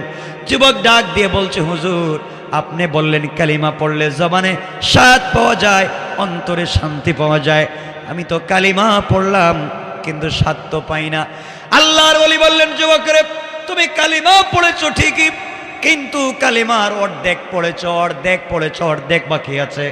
আল্লাহর ওলি কালিমার বাকি অর্ধেক কি? আল্লাহর ওলি যুবকটাকে বললেন, যুবক রে, কালিমার বাকি অর্ধেক হয়েছে, এই মুহূর্তে তোমাকে আমার বুকের সঙ্গে লাগাই একটা চাপ দিব, একটা জাতা দিব, আমার বিশ্বাস একটা চাপে তোমার কল পরিষ্কার হয়ে যাবে, আল্লাহর আরশ পর্যন্ত দেখা যাবে। কোন সুবহানাল্লাহ। যুবক ডাক দিয়ে বলছে, হুজুর আপনি আমাকে চাপ দিতে পারেন। আল্লাহর ওলি যুবকটাকে বুকের সঙ্গে জড়ালেন আর চিৎকার করে আল্লাহর কাছে ডাক দিয়া বললেন, আল্লাহ, এই যুবকটাকে বাদশা কোটি কোটি টাকা খরচ করে জাদু বিদ্যার জন্য পাঠিয়েছে, আল্লাহ তাআলা যুবক জাদুবিদ্যা শিক্ষা করে আমার দেশে আসছে। আয় আল্লাহ তাআলা, আমি চাই এই যুবকের মাধ্যমে দেশে দিন জিন্দা হয়ে যাক, এই দেশের মানুষ দিন জানুক। আল্লাহ, আমি তো তার অন্তরকে, বুকটাকে আমার বুকের সঙ্গে জড়াইয়া ধরেছি, আল্লাহ তাআলা তুমি তার অন্তর থেকে কুফরি নেফাকি দূর করে তোমার ইলমে মারিফতের নূর, তোমার পরিচয় তার অন্তরে দিয়ে মুনওয়ার করে দাও। আল্লাহর ওলি যুবক আব্দুল্লাহ বিন তামিরকে বুকের সঙ্গে জড়াইয়া চিৎকার করে যখন দোয়া করতে লাগলেন, যুবক ডাক দিয়া বলতেছে, আল্লাহর ওলি আপনি আমাকে ছেড়ে দেন, কসম আল্লাহ পাকের জাতে, আপনার একটা চাপে এই মুহূর্তে আল্লাহর আরশ পর্যন্ত পরিষ্কার দেখা যায়। আল্লাহর ওলি বুজুর্গ তাকে ছেড়ে দিলেন। এবার যুবক বলতেছে, হুজুর এতক্ষণ পর্যন্ত আমার যে কন্ডিশন কোয়ালিটি ছিল, আমি এখন জবানে স্বাদ পাচ্ছি, অন্তরে শান্তি পাচ্ছি, আমি যেন কি হারিয়ে ফেলেছিলাম আমি পেয়ে গিয়েছি। আল্লাহ রাব্বুল ইজ্জত ওয়াল জালাল কোরআনে বললেন, ইন্না কাইদাশ শাইতানি কানা দাঈফা। আল্লাহ রাব্বুল ইজ্জত ওয়াল জালাল জানাইয়া দিলেন, কাফেরেরা যে কৌশল করে দিনকে মুছে দেওয়ার জন্য, ওদের কৌশল আমি আল্লাহর কাছে মশা মাছির চাইতে আরো বেশি দুর্বল। কোন সুবহানাল্লাহ। আমার বন্ধুগণ, এক পর্যায়ে যুবক বলতেছে, হুজুর আমি তো শান্তি পাচ্ছি, কারণ ইলম সিনা দের সিনা, ইলম এক সিনার থেকে আরেক সিনায় যায়, শুধু কিতাব পড়ে পাওয়া যায় না। এজন্য জিবরিল আমিন রাসূল পাক সাল্লাল্লাহু আলাইহি ওয়াসাল্লামের কাছে এসে বলছেন, ইকরা। রাসূল বলছেন, আমি জানি না। আবার বলছেন, ইকরা, আমি তো পারি না। আবার বলছেন, ইকরা, আমি তো পারি না। জিবরিল আমিন আল্লাহকে বলছেন, আল্লাহ কার কাছে তুমি কোরআন দিয়ে পাঠাইছো, যে আসমান জমিন নিতে চাইলো না, পাহাড় পর্বত নিতে চাইলো না, এই কোরআন তুমি কার কাছে দিয়ে পাঠিয়েছো? বেচারা তো পড়তেই পারে না। আল্লাহ বলছেন, আমার বন্ধুকে কষ্ট দিস না জিবরাইল, আমার বন্ধুকে বুকের সঙ্গে জড়াও আর বুকটাকে বুকের সঙ্গে লাগাই একটা চাপ দাও। আমার বিশ্বাস আসমান নাড়াতে হবে না, আমি আল্লাহ 30 পারা কোরআন তার সিনার ভিতরে ফিট করে দেওয়ার ওয়াদা দিলাম। কারণ ইলম সেনাদের সেনা, ইলম এক সিনার থেকে আরেক সিনায় যায়। আমার বন্ধুগণ, কষ্ট হচ্ছে আপনাদের? এক পর্যায়ে যুবক বাদশাহী যুবকটাকে পাঠিয়েছে এই দেশ থেকে কালিমা বন্ধ করে দিবে, এই দেশ থেকে দিন মুছে দিবে, ঠিক না? কথা বলেন না কেন? বাদশার কৌশল হচ্ছে এই যুবকের মাধ্যমে সমাজ থেকে দিনকে উঠায় দিবে। আর আল্লাহ কৌশল করলেন, ও বাদশা, তুমি যে জিনিস দিয়া দিন মুছে দিতে চাও, আমি আল্লাহ ওয়াদা করলাম এই জিনিস দিয়া এই সমাজে দিন জিন্দা করব। সুবহানাল্লাহ বলবেন না? আওয়াজ করে বলেন না সুবহানাল্লাহ। যুবক হুজুরকে বলছে, হুজুর আমি এখন কি করব, আমি এখন দিনের দাওয়াত দিই। আল্লাহর ওলি বলছেন, যুবক বাড়িতে যাও, আগে দিন শিখো, নিজে দিনের উপর ইস্তেকামত থাকো, এরপরে পাবলিকের কাছে দিনের দাওয়াত দাও। আমার বন্ধুগণ, যুবক এত দিনে বড় জাদুকর হয়ে আসছে, কয়েক মিনিট একজন বুজুর্গ আলেমের সংস্পর্শে থাকবার কারণে তার সব চেঞ্জ হয়ে গেল। যুবক এখন কালিমাওয়ালা, যুবক এখন জাদুকর না। চলে যাচ্ছে নিজের বাড়িতে, যাওয়ার পথে দুটা রেওয়ায়াত, রাস্তায় যাওয়ার পরে আমি একটা রেওয়ায়াতই বলছি যেটা তারিখে ইবনে জারির তাবারিতে লিখছে। যাওয়ার সময় যুবক রাস্তায় গিয়ে দেখে রাস্তার দুই পার্শ্বে শত শত পাবলিক দাঁড়ায় আছে। রাস্তার দুই পার্শ্বে শত শত পাবলিক দাঁড়ায় আছে। রাস্তার মধ্যখানে বিশাল বড় একটা বাঘ রাস্তার মধ্যখানে দাঁড়িয়ে আছে। পাবলিক রাস্তা পার হতে পারতেছে না, কারণ পার হতে গেলেই বাঘ আক্রমণ করবে, আঘাত করবে। এই ভয়ে মানুষ রাস্তা পার হচ্ছে না, দাঁড়িয়ে আছে দুই পার্শ্বে। যুবক আস্তে আস্তে পাবলিকের কাছে গিয়ে জিজ্ঞেস করে, আপনারা এখানে কি করতেছেন? আপনারা এখানে কি করেন? সকল মানুষ জবাব দিচ্ছে, যুবক রে, আমরা দাঁড়িয়ে আছি বাঘের ভয়ে, রাস্তা পার হতে পারতেছি না, যদি যাই তাহলে বাঘ আমাদেরকে আক্রমণ করবে, খেয়ে ফেলবে, এই জন্য আমরা রাস্তা পার হতে পারতেছি না, দাঁড়িয়ে আছি। যুবক চিন্তা করলো, আব্দুল্লাহ বিন তামের, আমি তো এই মাত্র কালিমা পড়ে আসছি। সুবহানাল্লাহ বলেন। কি পড়ে? এই মাত্র কালিমা পড়ে আসছি, তাহলে একটা পরীক্ষা হয়ে যাক। এতক্ষণ তো জাদুবিদ্যা শিক্ষা করলাম, আর এই মাত্র কালিমা পড়ে আসলাম, তাহলে একটা পরীক্ষা হয়ে যাক, দেখি আল্লাহর কালিমার পাওয়ার বেশি না বাঘের শক্তি বেশি। সুবহানাল্লাহ বললেন না? এই চিন্তা করে যুবক আস্তে আস্তে করে বাঘের কাছে গেছে। বাঘের কাছে গিয়ে এক হাত দিয়ে এইভাবে বাঘের কান ধরছে, কান। সুবহানাল্লাহ বলবেন না? আপনাদের আওয়াজে মনে হচ্ছে সুবর্ণচরের মানুষ মনে হয় বাঘ পালতেছে 2-4টা করে নাকি। এক হাত দিয়ে বাঘের কান ধরছে, আর আরেক হাত দিয়ে বাঘের গালে আচ্ছা মতো একটা থাপ্পড় মেরে দিচ্ছে। ডাক দিয়ে বলছে, এই বাঘ, আল্লাহ তোকে তৈরি করেছেন বন জঙ্গলে থাকবার জন্যে, তুই রাস্তাঘাটে পাবলিকের ডিস্টার্ব করস কেন? তুই কি আমাকে চিনিস না? আমি কে? আমি একজন কালিমাওয়ালা আল্লাহর গোলাম। আল্লাহু আকবার বলেন, আল্লাহু আকবার। ওখানে গিয়ে চিৎকার করে বলতেছে, আমি কালিমাওয়ালা আল্লাহর গোলাম। আপনারা কি মনে করেন বাঘের কাছে গিয়ে নিজের পরিচয় দেন? আপনারা রাস্তাঘাটে পরিচয় দেন না? রাত 2টা হয়ে গেলে হুজুররা যখন রাস্তা দিয়ে যায়, টাকা পয়সা নিয়ে মানুষও যখন রাস্তা দিয়ে যায়, তো আপনারা রাস্তায় দাঁড়ায়, এখন এই দাঁড়ান, চিনে না আমার আমি কে, ঠিক না? যা আছে সব দেন। এই তো এই পরিচয় আপনাদের, যা আছে দেন। আর যুবক পরিচয় দিচ্ছে, আমাকে চিনো, আমি কে? কালিমাওয়ালা, কালিমা পড়ে আসছি, তোমার সাহস কম না, আমার সামনে দাঁড়িয়ে আছো। বলতে দেরি হয়েছে। আশরাফ আলী থানভী লিখেন, সাথে সাথে বাঘটা মাথাটা নোয়াইয়া কানটা নাড়াইয়া জঙ্গলে যাইতে 1 মিনিটও দেরি করে নাই। সুবহানাল্লাহ তো আসতে বললেন। পাবলিক মনে করছে পাইছি এবার। যেই যুবকের কথা বাঘ শুনে এ পিরুইব না তুই বকেটা, মানুষ তার কাছে তেল নিয়ে পানি নিয়ে লাইন ধরছে। আসলে তো হ্যাঁ তো এই লাইনের লোক না। কথা বলেন না কেন? কি রে, আমার কাছে এগুলো নিয়ে আসে কেন? আমি তো এই কাজের কাজই না। মানুষ আসে, কারো চোখ নাই, যুবক চৌকে হাত দে, ভালো হয়ে যায়। না সুবহানাল্লাহ, এটা আগামী বছর। কেমন জোরে পড়েন সুবহানাল্লাহ, জোরে পড়েন।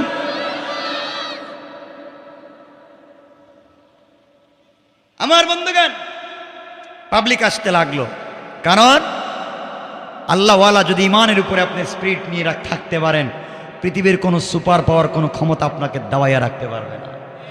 ঠিক কিনা বলেন? সাদ বিন আবি ওয়াক্কাস রাদিয়াল্লাহু তাআলা আনহু পৌঁছে গেলেন আফ্রিকার পারে, আরব রাজ্য শেষ করে তিনি চলে গেলেন সাগরের পারে। 40,000 মধ্যে মুজাহিদ সেনাবাহিনী মুসলমান সাথে। সাদ বিন আবি ওয়াক্কাস বক্তৃতা করছেন, শোনো মুসলমানেরা, রাসূল এই দুনিয়ার জমিনে নাই, তাই বলে ইসলাম শুধু কি আরব দেশে থাকবে নাকি আফ্রিকার জঙ্গলে ইসলাম যাবে? 40,000 মুসলমান বলছেন, সাদ বিন আবি ওয়াক্কাস, আমরা তো অপারও ইসলাম নিতে চাই, কিন্তু বিশাল সাগর, কোনো কুল নাই, কিনারা নাই, কেমনে পার হব? লঞ্চ নাই, স্টিমার নাই, কেমনে যায়? সাদ বিন আবি ওয়াক্কাস বললেন, যে আল্লাহর তাওহীদ, যে আল্লাহর কথা পৌঁছে দেওয়ার জন্য যাব, সে আল্লাহর কথায় নদী চলে, সাগর চলে, সে আল্লাহর উপরে ভরসা করে সাগরে জাপ দিব, বিশ্বাস পানি আমাদের ক্ষতি করতে পারবে না। আল্লাহু আকবার বলেন।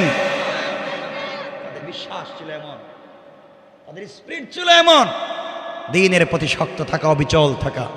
আমার বন্ধুগণ, সংক্ষেপ করে বলি, সাদ বিন আবি ওয়াক্কাস 40,000 সেনাবাহিনী নিয়ে চলে গেলেন সাগরের উপরে, গুড়া চালাইতেছে। আরে গুড়া কোথায় চলে? সাগরের পানির উপরে গুড়া চলে। সুবহানাল্লাহ বললেন না? আরে কল্প কাহিনী নয়, শুনেন, সাগরের উপরে গুড়া চলে, গুড়ার পায়ে পানি লাগে না। সাহাবায়ে কেরাম পার হয়ে যায়, তাদের পায়ে পানি লাগে না। আল্লাহ বলছেন, তোমরা যখন আমার তাওহীদকে বিজয় করবার জন্য রাস্তায় নেমে যাও, কেউ থাকুক আর না থাকুক, স্বয়ং আমি আল্লাহ ওখানে হাজির হয়ে যাই। এর আরেকটু সামনে যদি বলি, সামনে গিয়া রাসূল পাক সাল্লাল্লাহু আলাইহি ওয়াসাল্লাম যেদিন হিজরত করে মক্কা থেকে মদিনায় যান, ঘটনা আমি বলছি না, আমি শুধু বুঝাচ্ছি আল্লাহ যে সাথে থাকেন। রাসূল পাক যেদিন চলে যাবেন মক্কা থেকে মদিনায়, গভীর রাত্রে হযরতে জিবরিল আমিন এসে বলছেন, ইয়া রাসূলুল্লাহ, আপনি উঠেন, ইয়াসরিবের দিকে হিজরত করেন, খেজুর বাগানের দিকে বের হয়ে যান। রাসূল পাক বলেন, এত রাত্রে? এক্ষুনি আপনি যাবেন, আল্লাহ আপনাকে বলেছেন আপনি যান। আমি বলতে চাই, আল্লাহর শক্তি পাওয়ার কেমনে সাথে থাকে। আমার বন্ধুগণ, গভীর মনোযোগ। আল্লাহর পয়গম্বর ঘুম থেকে উঠে গেলেন, সবুজ চাদর দিয়ে হযরতে আলীকে শোয়া দিলেন, নিজে উঠে তৈরি হয়ে গেলেন চলে যাওয়ার জন্য ইয়াসরিবের দিকে। হঠাৎ করে শুনতে পান, কাফের বেঈমানেরা বাড়ির চতুর্দিকে ঘিরে ফেলে রেখেছে, নেজা নিয়ে, বল্লম নিয়ে, তীর নিয়ে, ধনুক নিয়ে আঘাত করবার জন্য। আল্লাহর পয়গম্বর চিন্তা করলেন, ঘর থেকে বের হলে নির্ঘাত মরে যেতে হবে, কাফেরেরা আমাকে দুনিয়া থেকে খতম করে দেবে। আল্লাহর কাছে ডাক দিয়ে বলছেন, আল্লাহ তাআলা, আমি যে এখন ঘর থেকে বের হব, আপনি আমাকে বললেন ঘর থেকে বের হয়ে হিজরত করবার জন্যে। আল্লাহ তাআলা, কাফেররা তো ঘরের চতুর্দিককে বেষ্টন করে রেখেছে, আমি কেমনে যাই, মেরে ফেলবে। আল্লাহ বললেন, বন্ধুরে, তোমার কাজ হলো আমি আল্লাহর উপরে ভরসা করে আমার নাম নিয়ে আমার পথে ঘর থেকে বের হয়ে যাওয়া, আর আমি আল্লাহর কাজ হলো তোমাকে সুস্থ রেখে মদিনা পর্যন্ত পৌঁছে দেওয়া। আল্লাহ রাসূল বলছেন, আল্লাহ তাআলা, আপনি তো বলেছেন আমি ঘর থেকে বের হব, ঠিকই মানি আপনার কথা, কিন্তু ভয় হয় ঘর থেকে বের হলে আঘাত করতে পারে। আল্লাহ বললেন, কি চাও? আল্লাহ তাআলা, তাদেরকে প্রতিরোধ করবার মতো কি আমি কিছু করতে পারি? আল্লাহ বললেন, বন্ধু একটা কাজ করো, তাহলে হাতের মধ্যে কিছু কঙ্কর নেও, হাতের মধ্যে বালি নেও, হাতের মধ্যে পাথর নেও, ওগুলা নিয়ে আঘাত করো, তুমি শুধু নিক্ষেপ করো, কেউ তোমাকে দেখতে পারবে না, তুমি চলে যাইবে। আল্লাহ রাসূল বলছেন, আল্লাহ তাআলা, আমি যদি নিক্ষেপ করি, নিক্ষেপ করলে তো একদিকে যায়, আমি যেদিকে মারবো সেদিকেই পর্যন্ত যাবে। কাফেররা তো আমার ঘরের চতুর্দিকে, আমি একদিকে মারলে অপর দিকের কাফেররা আমাকে আঘাত করবে, হত্যা করে ফেলবে। আল্লাহ ডাক দিয়ে বলছেন, বন্ধুরা, তোমার কাজ হলো কঙ্কর গুলাকে কাফেরদের উপরে একদিকে নিক্ষেপ করে দেওয়া, আর আমি আল্লাহ সকল কাফেরদের চুকে চুকে পৌঁছে দেওয়ার এই মুহূর্তে জিম্মাদারে নিয়ে নিলাম। আমার বন্ধুগণ, আল্লাহর পয়গম্বর হাতের মধ্যে পাথর নিলেন, ঘর থেকে বের হলেন, কোরআন থেকে তেলাওয়াত করলেন, কঙ্করগুলা হাতের মধ্যে নিয়ে শুধু সামনের দিকে মারলেন। কাফেররা চতুর্দিকে আছে, মারলেন সামন দিকে। তাকাইয়া দেখেন চতুর্দিকের কাফেরদের চুকে চুকে পৌঁছে গিয়েছে। মারলেন একদিকে, পৌঁছে গেল সকল দিকের কাফেরদের চুকে। সবাই চোখ রগড়াতে লাগলো, চোখ মুছতে লাগলো। আল্লাহর রাসূল পৌঁছে গেলেন মদিনা ইয়াসরিবে, কেউ দেখতে পারল না। আমার বন্ধুগণ, ঘটনা বলছি না, যাওয়ার পরে আল্লাহ একদিন বলছেন, বন্ধুরে ওই দিন তুমি না বললে একদিকে মারলে একদিকে যায়, তাহলে ওই দিন চতুর্দিকের কাফেরদের চুকে চুকে পাথরগুলা পৌঁছে গেল, কেউ তোমাকে ধরতে পারলো না, ব্যাপার কি কেমনে ঘটলো? আল্লাহ রাসূল বলছেন, আল্লাহ তাআলা আমি তো জানি না, আমি তো একদিকে মারলাম, আমার পিছন দিকে পাথর কেমনে গেল, ডাইনে বামে গেল জানি না। আমার আল্লাহ বলছেন, ওয়ামা রামাইতা ইয রামাইতা ওয়ালাকিন্নাল্লাহ রামা। আল্লাহ রাব্বুল ইজ্জত ওয়াল জালাল বললেন, বন্ধুরে তুমি শুধুমাত্র কেবলমাত্র আমার উপরে ভরসা করে তুমি নিক্ষেপ করার দায়িত্ব নিয়েছো, আর এগুলাকে সবার চুকে চুকে আমি আল্লাহ স্বয়ং আমার কুদরতের হাত দিয়া পৌঁছে দিয়েছি। কোন সুবহানাল্লাহ, আল্লাহু আকবার। বুঝাতে চাইলাম, আল্লাহর উপরে ভরসা করে বের হলে হেফাজত করবেন কে? বলেন না কে? আমি জানি না আপনারা এত রাত্রে কথা শুনেন কিনা, আপনাদের কষ্ট হচ্ছে, আর ঠান্ডাও বাহিরে অভাব নাই। কষ্ট হচ্ছে না? আপনাদের কন্ডিশনে মনে হচ্ছে কষ্ট হচ্ছে। কালকে কাজ কাম নাই আপনাদের? নাই, কষ্ট হচ্ছে আমি বুঝতেছি। আমিও লম্বা করতে চাইবো না, একটু হাত উঠে দেখান, একটু হাত তুলেন তো। এখন কাদের কাদের কষ্ট হচ্ছে দেখি। কি এখনো কষ্ট হচ্ছে? এত কথা বলার পরেও কষ্ট হয়?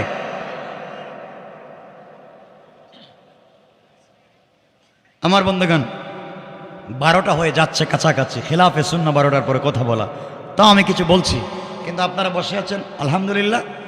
যদি 1-2 জন উঠেন, 1-2 জন, আমি সাথে সাথে কথা রেখে দেব। কারণ কথা বলা আমার দায়িত্ব এতটুকুন যতটুকুন আপনারা বুঝবেন। যখন আপনারা বুঝতে চাইবেন না, মানতে চাইবেন না, তখন আর কথা বলবেন। বসবেন, কিছু কয় না, সবাই বলেন। মনে হইতেছে এই সাইডের কি রোহিঙ্গা নাকি? তা হ্যাঁ, ওয়াজই বুঝতেছে না মনে হইতেছে আমার।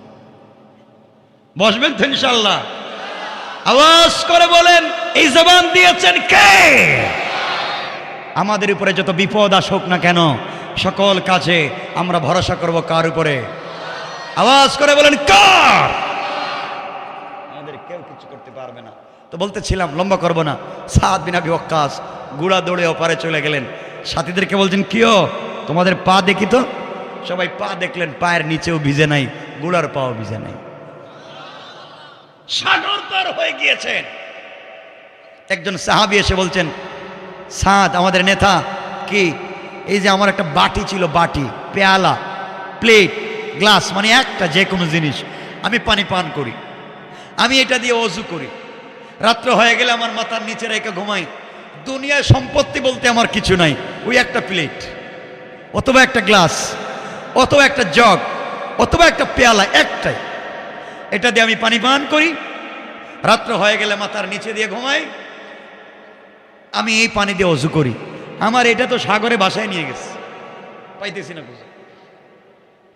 সাদ বিন আবি ওয়াক্কাস বলছেন, শোনো মুসলিম মুজাহিদ, তুমি যা বলছো তাই যদি সত্যি হয়, এই নদী আল্লাহর হুকুমে চলে, আর আল্লাহর হুকুমকে জিন্দা করবার জন্য আফ্রিকায় এসেছি। আমার বিশ্বাস নদী হয়তো ভুল করছে, আবার তোমাকে পৌঁছায় দিবে। আচ্ছা, কোন তো নদী নাকি ভুল করছে, বাসায় নিয়ে কোত্থেকে কই গেছে। সাদ বিন আবি ওয়াক্কাস ওনারা সান্ত্বনা দিচ্ছেন, তুমি এটা পাইবা। কিছুক্ষণ পরে সাগরে একটা জোয়ার এসেছে, জোয়ারের ধাক্কায় অনেক উপরে পানি উঠে গিয়েছে, কিছুক্ষণ পরে জোয়ার ভাটা হয়ে গিয়েছে। সাদ বিন আবি ওয়াক্কাস তাকায় দেখেন তার পায়ের কাছে ওই সাহাবীর সেই পেয়ালার প্লেটটা পড়ে আছে। আল্লাহু আকবার বলে। আল্লাহ এভাবেই মুসলিমদেরকে হেফাজত করেন, কাজ পর্যন্ত পৌঁছে দেন। তো এই ঘটনা বলবো না, সাদ বিন আবি ওয়াক্কাস পৌঁছে গেছেন আফ্রিকায় মহাদেশে। বাদশাহকে বলছেন, শোনেন, আসলিম তাসলাম, ইসলাম কবুল করেন, শান্তিতে থাকবেন, কোনো আপত্তি নাই, ভাল লাগে না কর দেন, জিজিয়া দেন, এই দেশে থাকেন, আপনাদেরকে নিরাপত্তা দিব আমরা, আমাদেরকে থাকবার সুযোগ দেন, আমরা এই দেশে কালিমার দাওয়াত দিব, তাওহীদের দাওয়াত দিব, মারামারি নাই, কাটাকাটি নাই, ফিতনা নাই। বাদশা বলছে আমরা এগুলো বুঝে বলবো, কিন্তু তোমাদেরকে এই পাবলিকের এলাকায় থাকতে দেওয়া যাবে না। আরব লোক তো থাকতে দেওয়া যাবে না। কেন? আমরা কোথায় যাব তাহলে? আপনার এই এলাকা ছেড়ে দেন, পাবলিক প্লেস ছেড়ে দেন। তাহলে আমরা রাত্রে থাকবো কোথায়? আপনার যেখানে ভালো লাগে সেখানে যান, আমার দেশে থাকতে পারবেন না, আর থাকলে আপনাদেরকে গুলি করা হবে। সাদ বিন আবি ওয়াক্কাস বলেন, পাগল, নদীর উপর দিয়ে এলাম, সাগরের উপর দিয়ে পানি লাগলো না পায়ে, এই আল্লাহ তো এখনো আছেন না? নাই মনে হইতেছে আছেন, এখনো আছেন। আবু জেহেল নাম শুনছিলেন কোনোদিন? আবু জেহেল এর নামই জানেন আপনার? ওর নাম আবুল হেকাম। এর নাম আবুল হিকাম না, এটাও উপাধি। এর নাম হচ্ছে উমর। এর নাম কি? আমর। তার বাবার নাম হচ্ছে হিসাম, তার নাম ওমর। আবু জেহেলের নাম ওমর, তার বাবার নাম হিসাম। তার উপাধি ছিল আবুল হেকাম, হেকমতের বাবা, খুব জ্ঞানী ছিল, মাতব্বর ছিল তো গ্রামের মাতব্বর, পেঁচাইয়া খাইতো, হেও কোনো কাজকাম করতো না। কথা বুঝেন? কোনো কাজকাম করতো না এই শয়তান, শুধুমাত্র এই বিচার সালিশ করেই চলতো, টাকা পাইতো। আসেনি এগুলা? আছে মানে হই আবু জেহেলের ডিম আছে। তা আমি যেটা বলতে চাই, এই আবুল হেকামকে ইসলাম বলছে, আবু জাহাল তুই মূর্খ, মূর্খদের বাপ। তো বলতেছিলাম, আবু জাহাল বলছিল সৌদি আরবে মক্কা মদিনায় ইসলাম থাকবে না। আজও সৌদি আরবে ইসলাম আছে নাই? আবু জাহেল আছে। নমরুদ বলছে এই দুনিয়া থেকে মুসলিম মিল্লাতের পিতা ইব্রাহিমকে আগুন দিয়ে জ্বালিয়ে পুড়িয়ে ছাই করে দেবে। আজও ইব্রাহিমের সন্তানরা দুনিয়া আছে, কিন্তু নমরুদ নাই। আছে? ফেরাউন চাইলো হযরতে মূসা আলাইহিস সালামকে সাগরে ডুবাইয়া মাইরা ফেলায় দিব। আল্লাহ বলছেন, ওই ফেরাউন, আমার মূসার নাম লওয়ার মতো মানুষ এখনো আছে, কিন্তু মিস্টার ফেরাউন। কথা বলেন না কেন? নাই। আজ যারা যুগে যুগে বাংলাদেশের ভিতরেও যারা দিনকে মুছে দেওয়ার জন্য, ইসলামকে মুছে দেওয়ার জন্য বারবার চেষ্টা করেছে, তাদের নাম আজকে নাই, কিন্তু ইসলাম এখনো আছে, আগামীতেও থাকবে ইনশাআল্লাহ।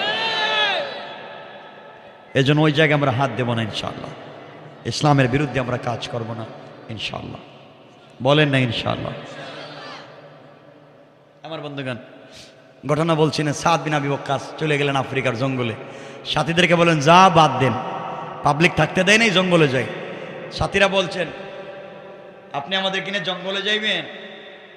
ওখানে তো বাঘ, ভাল্লুক, সিংহ, অজগর, সাপ খায় ফেলবে, ওখানে থাকবো কেমনে? তিনি বলছেন, ওগুলারে যিনি বানাইছেন তার কথাই তো বলতে চাইতিস। সাদ বিন আবি ওয়াক্কাস জঙ্গলে পৌঁছে গেলেন, লম্বা বক্তৃতা করছেন, প্রায় 2 পৃষ্ঠার মতো আরবি বক্তৃতা করলেন হযরতে সাদ। জঙ্গলে পৌঁছে গেলেন, হাতের লাঠি দিয়ে দাগ দিলেন।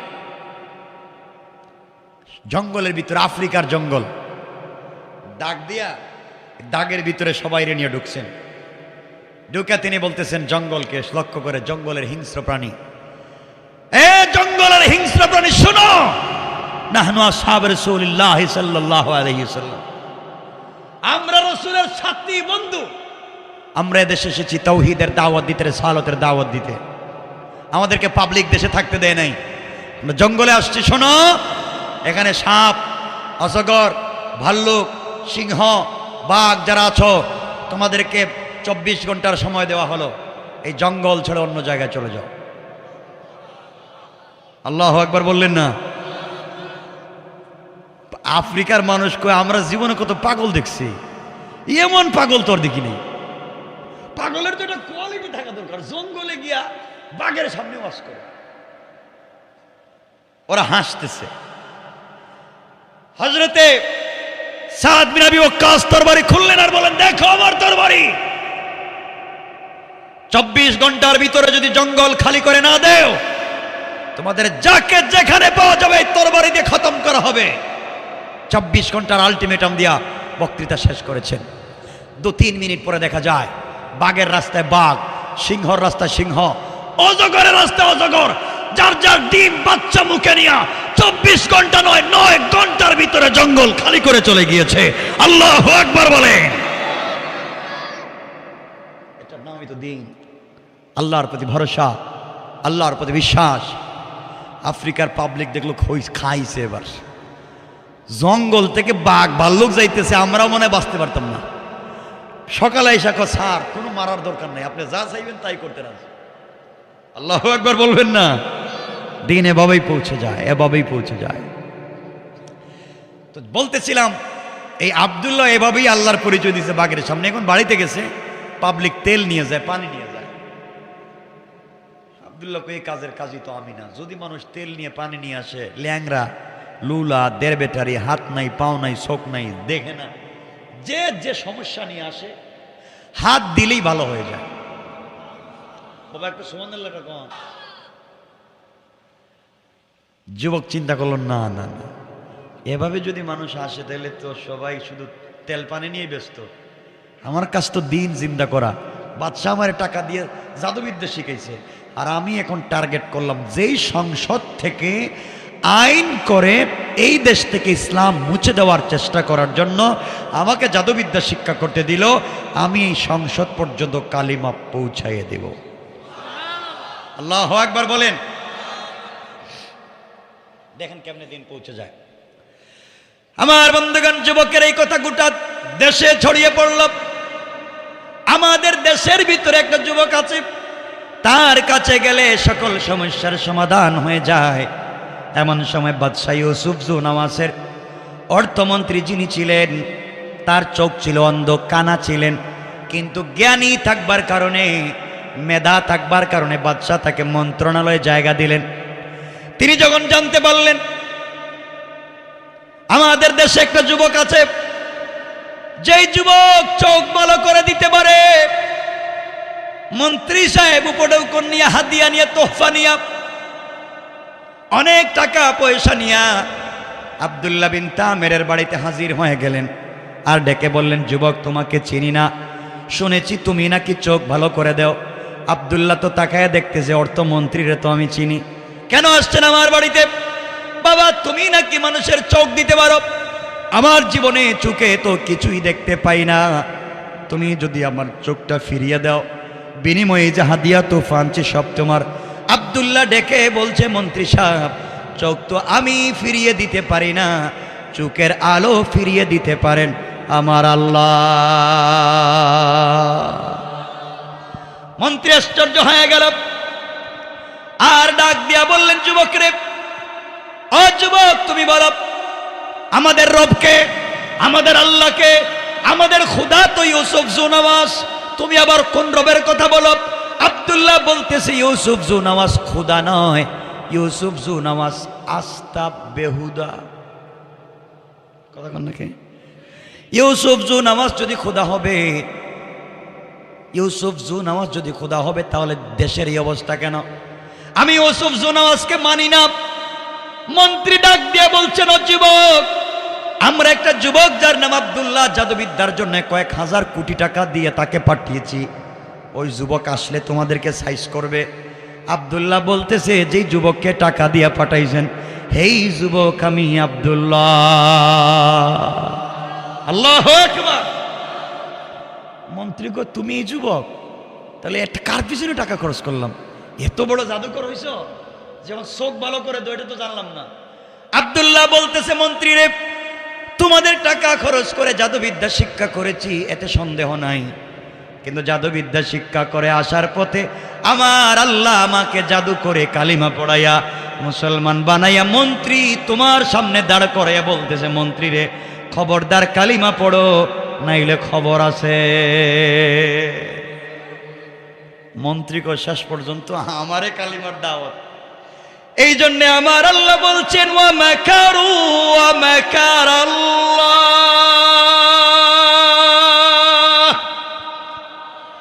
ওয়াল্লাহু খায়রুল মাকিরিন।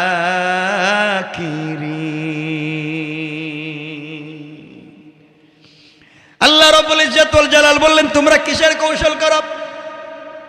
এবার মন্ত্রী বলছে, ও আব্দুল্লাহ, তুমি কি ইউসুফ জো নামাজকে খোদা মানো না? কয় না, মানি না।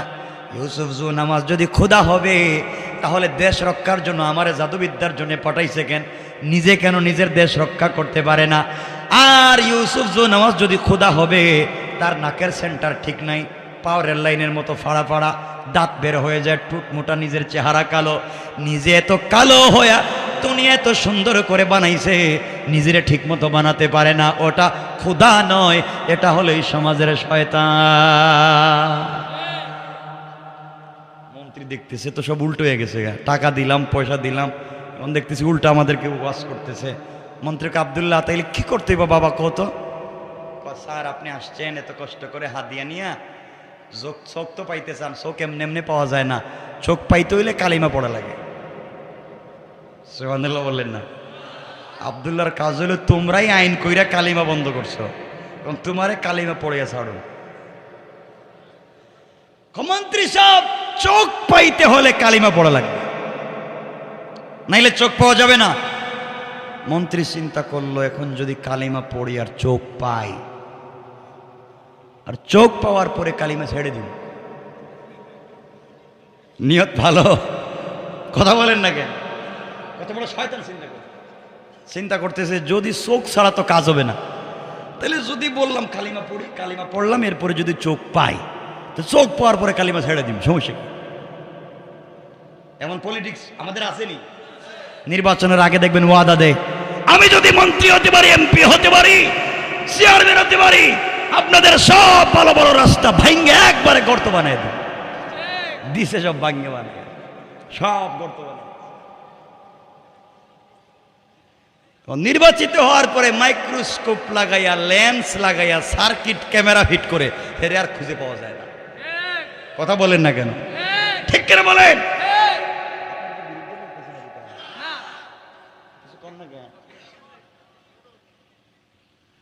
আমার বন্ধুগণ, মন্ত্রী তো চিন্তা করছে, এখন তো বাস্তব, ওখান থেকে এরা বুদ্ধি আনছে। এই জন্য আমাদের দেশের লোক নির্বাচনের আগে ওয়াদা দেয়, নির্বাচনের কথা বলে, এগুলো পলিটিক্স, এগুলো মনে নাই। মন্ত্রীও চিন্তা করতেছে, কালিমা পড়ি, চোখ পেলে ছেড়ে দিব। নিয়ত ভালো, বলা লাগবে ভালো না খারাপ? আব্দুল্লাহ কালিমা পড়াও, ঠিক আছে। আব্দুল্লাহ কালিমা পড়াই দিস। কালিমা পড়াইয়া নিজের হাত চুকের মধ্যে রাইকা বলতেছে, আল্লাহ ও বাটপার, নিয়ত ভালো না, কিন্তু আল্লাহ আমি তো এর জবানেও কালিমা চালু করে দিচ্ছি, আর আমি চাই এর মাধ্যমে সংসদেও কালিমা পৌঁছে দিতে। আল্লাহ এর চোখটা ভালো করে দাও। বলতেই চোখ ভালো হয়ে গেছে। সুবহানাল্লাহ বলেন না? মন্ত্রী বলতেছে, আব্দুল্লাহ এই যে আমরা দেখতেছি, মাশাআল্লাহ খুব ঠিক আছে, তো থ্যাংক ইউ, হাদিয়া তুফানো, আমি যাই, চোখ পাইলাম, হাদিয়া দিলাম। আব্দুল্লাহ কই যাইবেন? যাইতেছি গা তো, আবার চোখ পাইলাম, কালিমা পড়লাম, হাদিয়া দিলাম। না না না, কালিমা তো অর্ধেক পড়ছে, বাকি অর্ধেক বাকি আছে। বাকি অর্ধেক কি? কয় জাতা দিমু, জাতা জাতা। সুবহানাল্লাহ বলেন না? কোরে আল্লাহ, জাতা আবার কি? চাপ দিমু। চাপ দিলে কি হইব? কয় পুরো হইব। দে, আমিও তো জীবনে কত মানুষের চাপ দিছি, কিছুই বাইর হয় না। তুই দিলে আর কি হইব? ছোট মানুষ, দে একটা চাপ। আব্দুল্লাহ মন্ত্রীর বুকের সঙ্গে জড়াইছে। আইলিম সিন আদার সিন, এটাই বোঝাচ্ছি আল্লাহর পরিচয় কেমনে যায়। বুকের সঙ্গে জড়াই আল্লাহর ডাক দিয়া বলছে, আল্লাহ এক নিমক হারাম রে ধরছি, চোখ পাওয়ার পরও কালিমা ছাইড়া দিতে চায়। আর আল্লাহ আমি চাই ওর টাকা দিয়ে জাদু শিখছি, ওর এই কালিমা পড়াইছি, ওর মাধ্যমেই আর সংসদে কালিমা পৌঁছে দিতে চাই। আল্লাহ তার অন্তর থেকে কুফরি নেফাকে দূর করে দাও, তোমার ইলমে মারিফতের নূর দিয়া দাও, তাওহীদের রিসালাত ভিতরে ঢুকায় দাও। বইলা দিছে চাপ, মন্ত্রী বলতেছে আব্দুল্লাহ আমারে ছেড়ে দে, তোর একটা সেকেন্ডের চাপে আল্লাহর আরশ পর্যন্ত দেখা যায়। আব্দুল্লাহ ছেড়ে দিস। মন্ত্রী বলতেছে আব্দুল্লাহ বাপ মাফ চাই, আর জীবনে যাইতাম না, দরকার নেই মন্ত্রিত্ব, বাড়ি গাড়ির দরকার নেই, কি করলে এটা তো স্বাদ পাই, আল্লাহর জিকির করলে তো শান্তি পাই, ভাল লাগতেছে তো, এতদিন অন্যায় পথে ছিলাম, খুব শান্তি পাচ্ছি, আমি আর কোথাও যাব না, তোমার এখানে থাকবো, খাইয়া না খাইয়া গাছতলায়, এরপরে কালিমা পড়বো, পাবলিকের কালিমার দাওয়াত দিব। আব্দুল্লাহ কয় না, এই কাজ তো হবে না, আপনাকে সংসদে যাওয়া লাগবে, এখানেই কালিমার দাওয়াত দেওয়া লাগবে। মন্ত্রী বলতেছে আব্দুল্লাহ আমার জন্য দোয়া করবা, আমি যে স্বাদ পাইলাম কালিমা পড়ে, এখন কিচ্ছু দরকার নাই, আমি আজকের থেকে তোমার দলের কর্মী হয়ে গেলাম। আব্দুল্লাহ বলছে মন্ত্রী সাহেব যান, কালকে কোনো অধিবেশন আছে? কালকে আমাদের সংসদ, যান। আমার বন্ধুগণ গভীর মনোযোগ, 12টার উপরে হয়ে গেছে, রেখে দিই। না না না, 12টার উপরে আমি কথা বলি না। কি 2 ঘন্টা? আমার কাজ আছে তো, ঢাকা যাওয়া লাগবে, রাত্রে বেশি হয়ে গেলে কথা বলতে পারি না। কষ্ট হচ্ছে না আপনাদের? না, ভাত খাই আইছেন, খাইবেন না, ঠান্ডা হয়ে যেতেছে সব, শেষ করে দিই। আরে না, লম্বা করবো না, আমি সঙ্গে পড়ে দিচ্ছি, শুনেন। 11টা বাজছে, শুয়া 12টা, আমার বডি কি ভুল হয়েছে নাকি? না, 12টা 12 হয়ে গেছে। আচ্ছা শোনেন, সংক্ষেপ করে দিচ্ছি, আর লম্বা করবো না। কয় ঘন্টা হইতেছে শোনো আমার বন্ধুগণ। পরের দিন সংসদ অধিবেশন বসছে, প্রধানমন্ত্রী বাদশাহ ইউসুফ জুনামাজ, তার ডাইন পার্শ্বে বসছে অর্থমন্ত্রী, যে চোখ পাইছে। প্রধানমন্ত্রী বাদশাহ ইউসুফ জুনামাজ অর্থমন্ত্রীর দিকে তাকায়, দেখে চোখ ভালো, চোখে দেখতেছে। বাদশাহ জিজ্ঞাসা, ও মন্ত্রী চোখ পাইলা কই, কোন ডাক্তারে দিছে? চোখ দিছে আমার আল্লাহ। আল্লাহু আকবার, চিৎকার করে বলেন আল্লাহু আকবার। দীর্ঘদিন পরে সংসদে আল্লাহর নাম। এই জন্য আমার আল্লাহ বলছেন ইন্না কাইদাশ শাইতানি কানা দাঈফা। কিসের কৌশল করলে? এখন মজা বুঝ। বাদশা বলতেছে কি বললা? আল্লাহ চোখ দিছে মানে? আমি না তোমাদের আল্লাহ, আপনি একটা বাটপার। বাদশারে যখন মন্ত্রী এই কথা বলছে, মাথা গরম। আমি তোমার মন্ত্রী বানাইছি, গাড়ি বাড়ি আমি দিয়েছি, আমাকে চিনো না? কয় বাদশা খবরদার, কালিমা পড়ো, তাহলে বাদশাহী থাকবে না। আল্লাহু আকবার বললেন না? বাদশা কয়, মন্ত্রী খবরদার, বললাম কোন ভূতের পাল্লায় পড়ছো? কোন ভূত তোমার এই বুদ্ধি দিছে কালিমা পড়াইছে? শোনো, কয়েকশো কোটি টাকা খরচ করছে আব্দুল্লাহর পিছনে, 1-2 দিনের ভিতরে আসতেছে, জাদুবিদ্যা শিক্ষা কইরা সাইজ করবো, সাইজ। মন্ত্রী কয়, হে আব্দুল্লাহ তো কালিমা পড়াইছে। সুবহানাল্লাহ বললেন না? আল্লাহর কৌশল কার? কে? হে আব্দুল্লাহ পড়াইছে? ও আব্দুল্লাহ পড়াইলো? আব্দুল্লাহ। মন্ত্রীর হাত পা বাঁধতেছে, কালিমার অপরাধে। মন্ত্রীকে বাদশাহ মারতে পারেন। আমার জীবনের সন্ধান পাইনি, সত্যের সন্ধান পাইনি, আমি কালিমা পড়ে আল্লাহর সন্ধান পেয়েছি, আপনাকে আমি মানতে পারবো না, আপনি আমাকে মারতে পারেন। বাদশাহ মন্ত্রীর পিটাইতে শুরু করছে। মন্ত্রী মায়ের খাইতে খাইতে কালিমা তো ছাড়েই না। শেষ পর্যন্ত আব্দুল্লাহ কোথায় তাকে ঠিকানা দিয়েছে, আব্দুল্লাহকে বাদশার দরবারে হাজির করা হয়েছে। আমার মুসলমান বন্ধুগণ গভীর মনোযোগ। এবার আব্দুল্লাহকে বাদশাহ বলছে, আব্দুল্লাহ রে, তোকে কোটি কোটি টাকা খরচ করে গাড়ি বাড়ি দিয়ে পাঠালাম জাদুবিদ্যা শিক্ষার জন্য, করলে কি? আব্দুল্লাহ বলছে, বাদশাহ আমার কোনো দোষ নাই, আপনার টাকার আমি ঠিক মতো ব্যবহার করছি, জাদুবিদ্যা শিক্ষা করছি, আপত্তি নাই। কিন্তু ঘরে আসার পথে, রাস্তায় আসার পথে আমার আল্লাহ আমাকে জাদু করে কালিমা পড়াইয়া মুসলমান বানাইয়া এই মুহূর্তে আপনার সামনে হাজির করে আপনার মন্ত্রণালয় দাঁড় করাইয়া বলতেছে, বাদশাহ কালিমা পড়ে নাইলে খবর আছে। বাদশাহ যখন দেখছে আব্দুল্লাহ এই কথা কয়, মায়ের শুরু করছেন, মায়ের কে তোরে কালিমা পড়াইছে? এক পর্যায়ে আব্দুল্লাহ এই যে মুরব্বী গাছতলায় মনে আছে নি, মুরব্বীর কথা বইলা দিছে, মুরব্বীর ধৈর্য আনা হয়েছে, বাবা এদেশে কালিমার দাওয়াত দিচ্ছিলেন কেন, নিষেধ? মুরব্বী বলছে, বাদশাহ সব ঠিক আছে, আপনি নিষেধ করেছেন আর আল্লাহ উপর থেকে নির্দেশ করেছে, আমি আল্লাহর নির্দেশ পালন করেছি। আপনি জানেন কালিমার দাওয়াতের অপরাধ কি? জানি না, আপনাকে হত্যা করা হবে। এই কথা বলে এই মুরব্বী মানুষের গাছ কাটার করাত চিনেন তো, করাত, গাছ কাটার করাত মাথায় লাগাইয়া জীবন্ত মানুষকে কালিমার অপরাধে 2 টুকরা করে দিয়েছে। আল্লাহর ওলি ইন্তেকাল করেছেন, শহীদ হয়ে গিয়েছেন, কালিমা ছেড়ে দেন নাই। আজ আমাদেরকেও যদি নির্যাতন করা হয়, কষ্ট দেওয়া হয়, আমরা জীবন দিতে পারি, কিন্তু 1 সেকেন্ডের জন্য কালিমাকে ছেড়ে দিতে পারি না।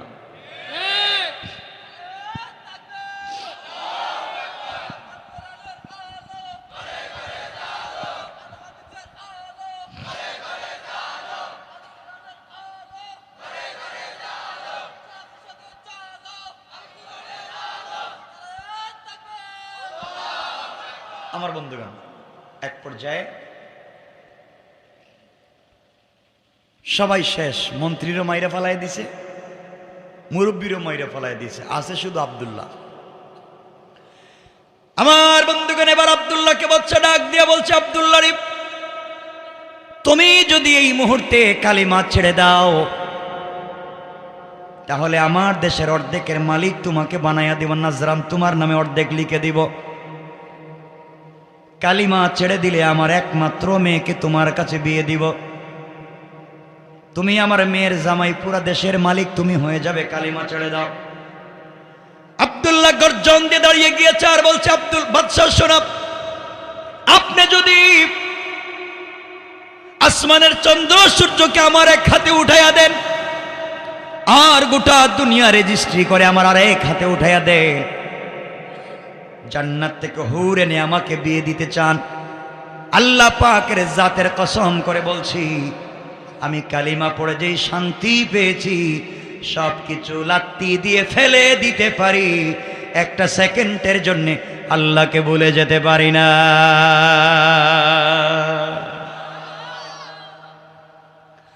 বাদশা দেখলো কোনোভাবেই কাজ হয় না, শেষ পর্যন্ত 70 জন সেনাবাহিনী দিয়ে আব্দুল্লাহকে পাঠিয়ে দিয়েছে, নিয়ে যাও, পাহাড়ের উপরে উঠাইয়া হাত পা বেঁধে পাহাড় থেকে ধাক্কা দিয়ে নিচে ফেলে হত্যা করে দিবা, যেন হাড্ডিও ভেঙে যায়। 70 জন সেনাবাহিনী আব্দুল্লাহকে পাহাড়ের উপরে নিয়ে গেল, ওখান থেকে ফেলে দিয়ে হত্যা করতে চায়। আব্দুল্লাহ আল্লাহকে ডাক দিয়ে বলছে, আল্লাহ তাআলা, শুধুমাত্র কেবলমাত্র তোমার তাওহীদের কালিমার জন্য আজকে আমার এই অবস্থা। আল্লাহ জাদুবিদ্যা শিক্ষা করে কোটি টাকা খরচ আমার পিছনে হয়েছে, আমি কালিমা পড়েছি, এত নির্যাতন শুধু তোমাকে ভালোবেসে হচ্ছে। আল্লাহ তাআলা, কালিমা ছেড়ে দিলে বাচ্চার মেয়েকে বিয়ে করতে পারি, কালিমা ছেড়ে দিলে দেশের মালিক হতে পারি, আয় আল্লাহ তাআলা সব ছেড়ে দিতে পারি, কিন্তু আমি কালিমা ছেড়ে দিতে পারি না। আল্লাহ তাআলা, তোমার এক পাগলা গোলাম কালিমাওয়ালাকে তুমি কি হেফাজত করতে পারো না? আয় আল্লাহ, আমি কালিমার জন্য এত স্যাক্রিফাইস করতে গেলাম, আর তুমি কি আমাকে হেফাজত করতে পারো না? এই কথা বলে চোখের পানি যখন ছেড়ে দিয়েছে, আল্লাহর রহমতের সাগরে জোশ উঠে গিয়েছে। আল্লাহ জমিনকে বলেছেন, ইদা জুলজিলাতিল আরদু জিলজালাহা, ভূমিকম্প শুরু করে দে। পাহাড় কাঁপতে লাগলো, ভূমিকম্প শুরু হয়ে গেল, পাহাড় ফেটে টুকরা টুকরা হয়ে গেল। 70 জন সেনাবাহিনী আব্দুল্লাহকে ছেড়ে দিয়ে নিজের জীবন বাঁচানোর জন্য দৌড়ায়। এমন সময় আমার আল্লাহ আসমান থেকে আযাবের 70 জন ফেরেশতা পাঠায়া এই 70টা সেনাবাহিনীকে ধরে পাহাড়ের মধ্যখানে ঢুকায়া পাহাড়কে আগের মতো একত্রিত করে দিয়েছেন। 70টা সেনাবাহিনী মরে গিয়েছে, আর আব্দুল্লাহ বিন তামিরকে সুস্থ রেখে ভালো অবস্থায় হাঁটাইয়া হাঁটাইয়া বাদশার দরবারে আল্লাহ তাকে পৌঁছে দিয়েছে। বাদশা বলতেছে, আব্দুল্লাহ তুমি যে আইলা, আমার 70 জন সেনাবাহিনী কই? বাদশাহ হেরা দেখছি পাহাড়ের উপরে আল্লাহুম্মা বিসমিকা আমুতু আহইয়া কই ঘুমায় গেছে গা। নাই। মানে ঘুমাইছে মানে কি? কই নাই। নাই মানে কি? কই কার বিরুদ্ধে যুদ্ধে লাগছেন আপনি? বাদশা তো আরো গরম হয়েছে, 70 জন নাই করে ফেলাইছে একজন, আরো 70 জন দিয়ে কইছে যাও এরে নিয়ে এখন সাগরে যাও, নদী নিয়ে সাগরে যাও, আর সাগরে গিয়ে হাত পা বেঁধে ডাইরেক্ট সাগরে ছেড়ে দিবা, যেন আর আসতে না পারে। 70 জন সেনাবাহিনী সাগরে নিয়ে গেল। এবার আব্দুল্লাহ ওখানে যাওয়ার পরে সাগরে তাকে ফেলে দেওয়া হবে। আব্দুল্লাহ আল্লাহকে বলছে, আল্লাহ তাআলা তুমি আমাকে পাহাড়ে রক্ষা করেছ, এখন যদি সাগরে রক্ষা না করো কাফেরেরা বলবে তোমার ক্ষমতা পাহাড়ে চলে, সাগরে চলে না। আয় আল্লাহ তোমার ক্ষমতা নিয়ে টিটকারি করবে।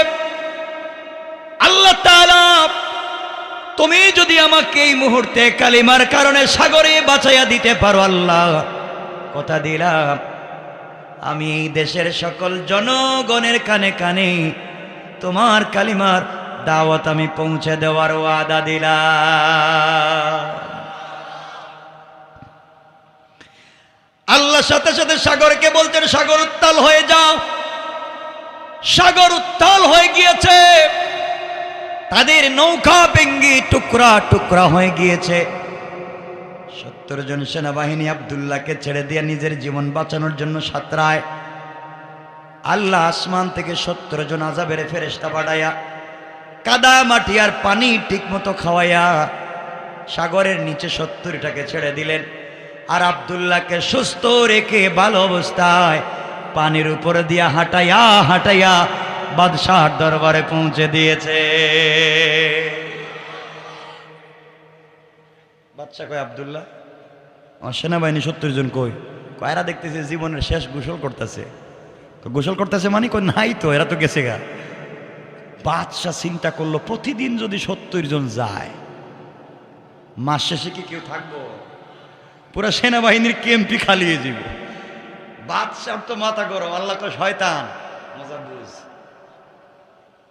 মজা বুঝ, এখন কি হবে? বাদশা কাঁদতেছে আর বলতেছে, আব্দুল্লাহ তোর পায়ে ধরি, আমারে বাঁচা। আমি কেমনে বাঁচাইতাম? কালিমা পড়েন। এইটা আমার দ্বারা হবে না। তোর কি করা লাগবে? তুই নিজেই তোরে কেমনে মারা যায়? সেই কথা কি কোনোদিন পাগলে কইব যে আমারে কেমনে মারা যায় আমি বইলা দিব?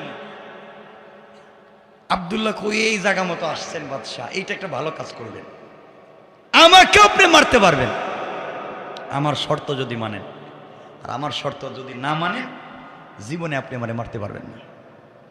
শর্ত কি? শর্ত হলো, আব্দুল্লাহ মনে মনে ভাবতেছে আমি মরার আগে তোরেও কালিমা পড়াবো। সুবহানাল্লাহ বললেন না? এখন শর্তটা কি? কালিমা কেমনে হবে? এই দেশের মানুষের কি অবস্থা হবে? এরপর আল্লাহ যে বলছেন কুতিলা আসহাবুল উখদুদ, এই আমার আলোচ্য আয়াত, এখানে মিলাচ্ছি এই না, এটা তো লম্বা আলোচনা, তো লম্বা হয়ে যেতেছে, এজন্য আর লম্বা করতে চাই না। আরে বাবা 12:30 হয়ে যেতেছে গা, আপনারা বুঝেন না? আমি কি প্লাস্টিক যে রাস্তা দিয়ে আইছি? আমার তো ভয় হইতেছে যাই কেমনে। কষ্ট হচ্ছে না আপনাদের? না কর, আর লম্বা করতে চাই না ভাই, এখন লম্বা হয়ে যাচ্ছে তো, বুঝতেছেন না আপনারা? কয়েক মিনিট কেউ কথা বলতে পারবেন না, রাইকা দিলি শেষ। আব্দুল্লাহ বলছে, বাচ্চা আমাকে মারতে পারবেন? কি করা লাগবে? আমার নাম পুরা দেশে 3 মাস মাইকিং করবেন। করলাম, করে সারা দেশের আবাল বৃদ্ধ বনিতা, ছোট বড়, নারী পুরুষ, ছেলে মেয়ে, সকল মানুষকে এক মাঠে হাজির করবেন। করলাম। এরপরে এরপরে আমাকে আপনি ওই মাঠে নিয়ে যাইবেন।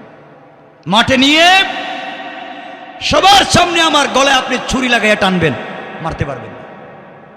কি লাভ হইল? তখন আপনি মারতে গেলে আমি একটা কালিমা বলবো, কালিমা, এই কালিমা আপনি পড়বেন। কালিমা পড়ে যদি আমার গলায় ছুরি লাগান তাহলে আপনি আমাকে মারতে পারবেন, আর কালিমা যদি না পড়েন কিয়ামত পর্যন্ত মারতে পারবেন না। সুবহানাল্লাহ বললেন না?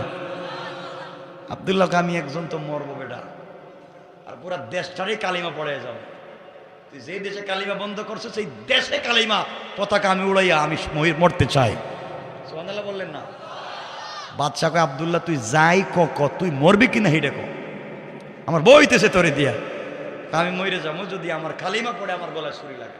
আমি যেটা বলবো যে শব্দ, এই শব্দ বলে গলায় ছুরি লাগালে আমি মরবো, আর এই শব্দ না বললে মরবো না। এখন আপনি কি বলবেন নাকি বলবেন না এটা কোন 100 বার বলবেন, এরপরে মরা লাগবে। ও ঠিক আছে। আমার মুসলমান বন্ধুগণ, গভীর মনোযোগ, কথা সংক্ষেপ। এক পর্যায়ে গোটা দেশে মাইকিং হয়ে গেল, গোটা দেশের নজরানের মানুষ একটা মাঠে জমা হয়ে গেল। বাদশা আব্দুল্লাহকে নিয়ে ওখানে গেল। মানুষের মধ্যে কৌতূহল, কত মানুষকে বাদশা ফাঁসিয়ে দিয়ে মারছে, কোনোদিন দাওয়াত করে নাই, আর আজকে একটা যুবককে মারবে, গোটা দেশের মানুষকে দাওয়াত করছে। কৌতূহল কমছে না বাড়ছে? সবাই আব্দুল্লাহকে একটা নজর দেখতে চায়। গোটা দেশের মানুষ হাজির। বাদশা বলতেছে, আব্দুল্লাহ বলতো এবার কি করা লাগবে? মরে যাবে, তোর জীবনের কোনো চাহিদা আছে কি? আব্দুল্লাহ বলেছে, বাদশা আমার জীবনের চাহিদা আছে। শেষ চাহিদা কি বল? আব্দুল্লাহ বলছে, আমার জীবনের শেষ চাহিদা 2 মিনিট ওয়াজ করমু। কোটি কোটি পাবলিকের সামনে 2 মিনিট ওয়াজের সময় দিবেন। বাদশা মনে করছে 2 মিনিটে আর কি হয়, জীবনে কত ওয়াজ করছে, কাজ হয় না, 2 মিনিট সময় দিলাম, মরার আগে যাবার লাগে বল। এবার আব্দুল্লাহ দাঁড়িয়েছে লক্ষ লক্ষ জনগণের সামনে আর বলতেছে, নজরানের মানুষ, আমার নাম আব্দুল্লাহ বিন তামের, বাদশার নাম ইউসুফ জুনওয়াজ। এই বাদশা আমাকে জাদুবিদ্যার জন্য পাঠিয়েছিল কোটি টাকা খরচ করে, কিন্তু আসার পথে আমি কালিমা পড়েছি। বাদশাকে বাদ দিয়ে আল্লাহর উপরে ঈমান এনেছি, আল্লাহর তাওহীদ এবং রাসূলের রিসালাতের উপরে ঈমান আনছি। এই কারণে এই অপরাধে বাদশা আমাকে মারতে চায়। 70 জন সেনাবাহিনী দিয়ে বাদশা আমাকে পাহাড়ে মারবার জন্য পাঠিয়েছিল। আমি যার উপরে ঈমান এনেছি ওই আল্লাহ তাআলা আমাকে রক্ষা করেছেন, বাদশার 70 জন সেনাবাহিনীকে খতম করেছেন। এরপরে বাদশা আরো 70 জন দিয়ে সাগরে পাঠালো। আমার আল্লাহ আমাকে হেফাজত করলেন, তার 70 জন সেনাবাহিনী ধ্বংস হলো। কেমনে আমাকে মারা যায়, আমার কাছে পরামর্শ বাদশা চাইল। আমি আপনাদেরকে একত্রিত করবার জন্য বলেছিলাম। এখন আপনাদের কাছে একটা কথা বলি, ও দেশের জনগণ, আমি এক আল্লাহর উপরে ঈমান এনেছি, আর বাদশা আল্লাহর উপরে ঈমান আনে নাই। এই জন্য এতদিন পর্যন্ত আমাকে মারতে পারে নাই, বহুত কৌশল করেছে, আমার আল্লাহ আমাকে হেফাজত করেছেন। এই মুহূর্তে বাদশা আমাকে আঘাত করবে, মারবে, কিন্তু মারতে পারবে না। কালিমা ছাড়া বাদশা আমার গলায় ছুরি লাগাবে, আমি মরব না। বাদশাকে আমি একটা কালিমা বলবো, এই কালিমা বলে গলায় যদি ছুরি লাগাইয়া দেয়, আমি যে কালিমা বলবে কালিমা পড়ে যদি গলায় ছুরি লাগায়, আর যদি আমি মরে যাই, মনে করবে আমার আল্লাহর নাম সত্য। এতদিন আমাকে মারতে পারে নাই আমার আল্লাহর নাম না নেওয়ার কারণে, আর আজকে আমার আল্লাহর নাম নেওয়ার কারণে আমাকে মারতে পারলো। যদি দেখো আমার আল্লাহর নাম নিয়ে আমার গলায় ছুরি লাগিয়ে টান দেওয়ার পরে আমি মরে যাই, আমার আল্লাহর নাম সত্য, আর আমার আল্লাহর নাম নেওয়ার পরে যদি আমি না মরি, তাহলে আমার আল্লাহ মিথ্যা, বাদশা ইউসুফ জুনওয়াজ সত্য। এই সত্য মিথ্যার বিচার আপনাদের কাছে দিয়া আমি বিদায় নিলাম। এই কথা বলে আব্দুল্লাহ কথা শেষ করল, শুয়ে পড়েছে। বাদশা বলেছে, আব্দুল্লাহরে কেমনে হত্যা করব? আব্দুল্লাহ বলছে, আমি সিজদায় গিয়ে যখন পড়ব সুবহান রাব্বিয়াল আলা, ওই সময় আপনি আমার গলায় ছুরি লাগাবেন। কি দোয়া পড়তে হবে আমাকে বল। আব্দুল্লাহ বলছে, ও বাচ্চা ইউসুফ জোনাওয়াজ, আমার গলায় ছুরি লাগাই আপনি পড়বেন বিসমিল্লাহি রব্বিল গোলাম। এই গোলামের সত্য রবের নামে গলায় ছুরি লাগাইয়া দিলাম। আব্দুল্লাহর রব যদি সত্য হয় আব্দুল্লাহ মরে যাবে, আর আব্দুল্লাহর রব যদি মিথ্যা হয় আব্দুল্লাহ মরবে না। এই কথা বলে আপনি আমার গলায় ছুরি লাগালে আমি মরব, নলে মরব না। বাদশা আব্দুল্লাহর গলায় ছুরি লাগাইয়া পড়তে লাগলো বিসমিল্লাহি রব্বিল গোলাম।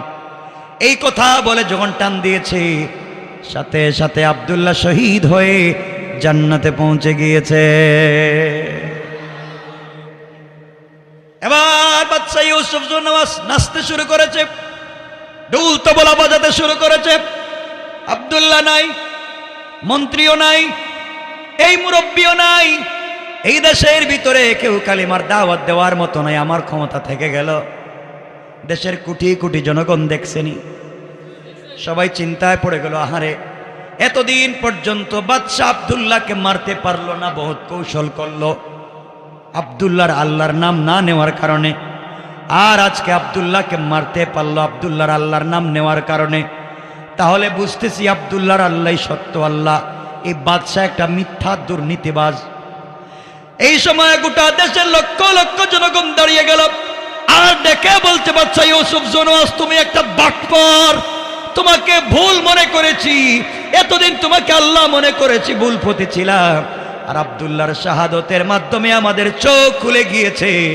আব্দুল্লাহর রক্ত জমিনে গড়িয়ে পড়েছে, মাজলুমের রক্ত, কালিমাওয়ালার রক্ত জমিনে গড়িয়ে পড়েছে। আবার কল্লাম সকল মুসলমান যারা এই মুহূর্তে কালিমা পড়েছে এদেরকে মারার জন্য বড় বড় গর্ত খনন করে আগুন জ্বালালো, এক একজন ধরে ধরে হত্যা করতে চাইলো। এই কথা আমার আল্লাহ ৩-৪টা কসম খেয়ে বলতেছেন, কুতিলা আসহাবুল উখদুদ। আল্লাহ রাব্বুল ইজ্জত ওয়াল জালাল বললেন, যারা গর্ত খনন করে আমার মুসলমানদেরকে কালিমাওয়ালাদেরকে হত্যা করতে চাইলো তাদেরকে তো মারতে পারলো না। আন্নারি দাতিল ওয়াকুদ, যারা গর্তের পারে বসে বসে আমার মুসলমানদেরকে হত্যা করা হচ্ছে তারা তামসা দেখেছে, তামসাওয়ালাদেরকেও সাইজ করেছি, আগুন যারা জ্বালিয়েছে সাইজ করেছি, যারা গর্ত খনন করেছে তাদেরকেও ঠিক করেছি। আল্লাহ বললেন, যারা কালিমাওয়ালাকে মারার জন্য গর্ত খনন করেছে আমি আল্লাহ তাদেরকে হেফাজতের ওয়াদা দিলাম। আল্লাহু আকবার। এখন মাত্র আসলাম আয়াতে, বাদশা এখন গর্ত খনন করতেছে মাত্র, এখন আগুন জ্বালাইবো আর কেমনে কেমনে মারবো, এত লম্বা আলোচনা। একজন কোটি কোটি মানুষ এখন মুসলমান, বাদশা গর্ত খনন করতেছে, আগুন জ্বালাইতেছে, তামসা দেখার লোক জমা হয়েছে, এখন এদেরকে মারতে চায়।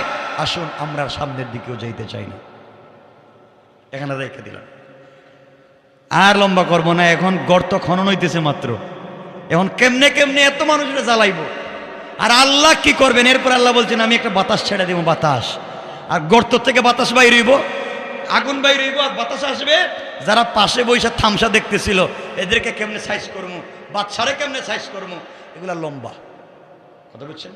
মাত্র আয়াত পর্যন্ত আসলাম, এটি আমার তাফসীরি আলোচনা।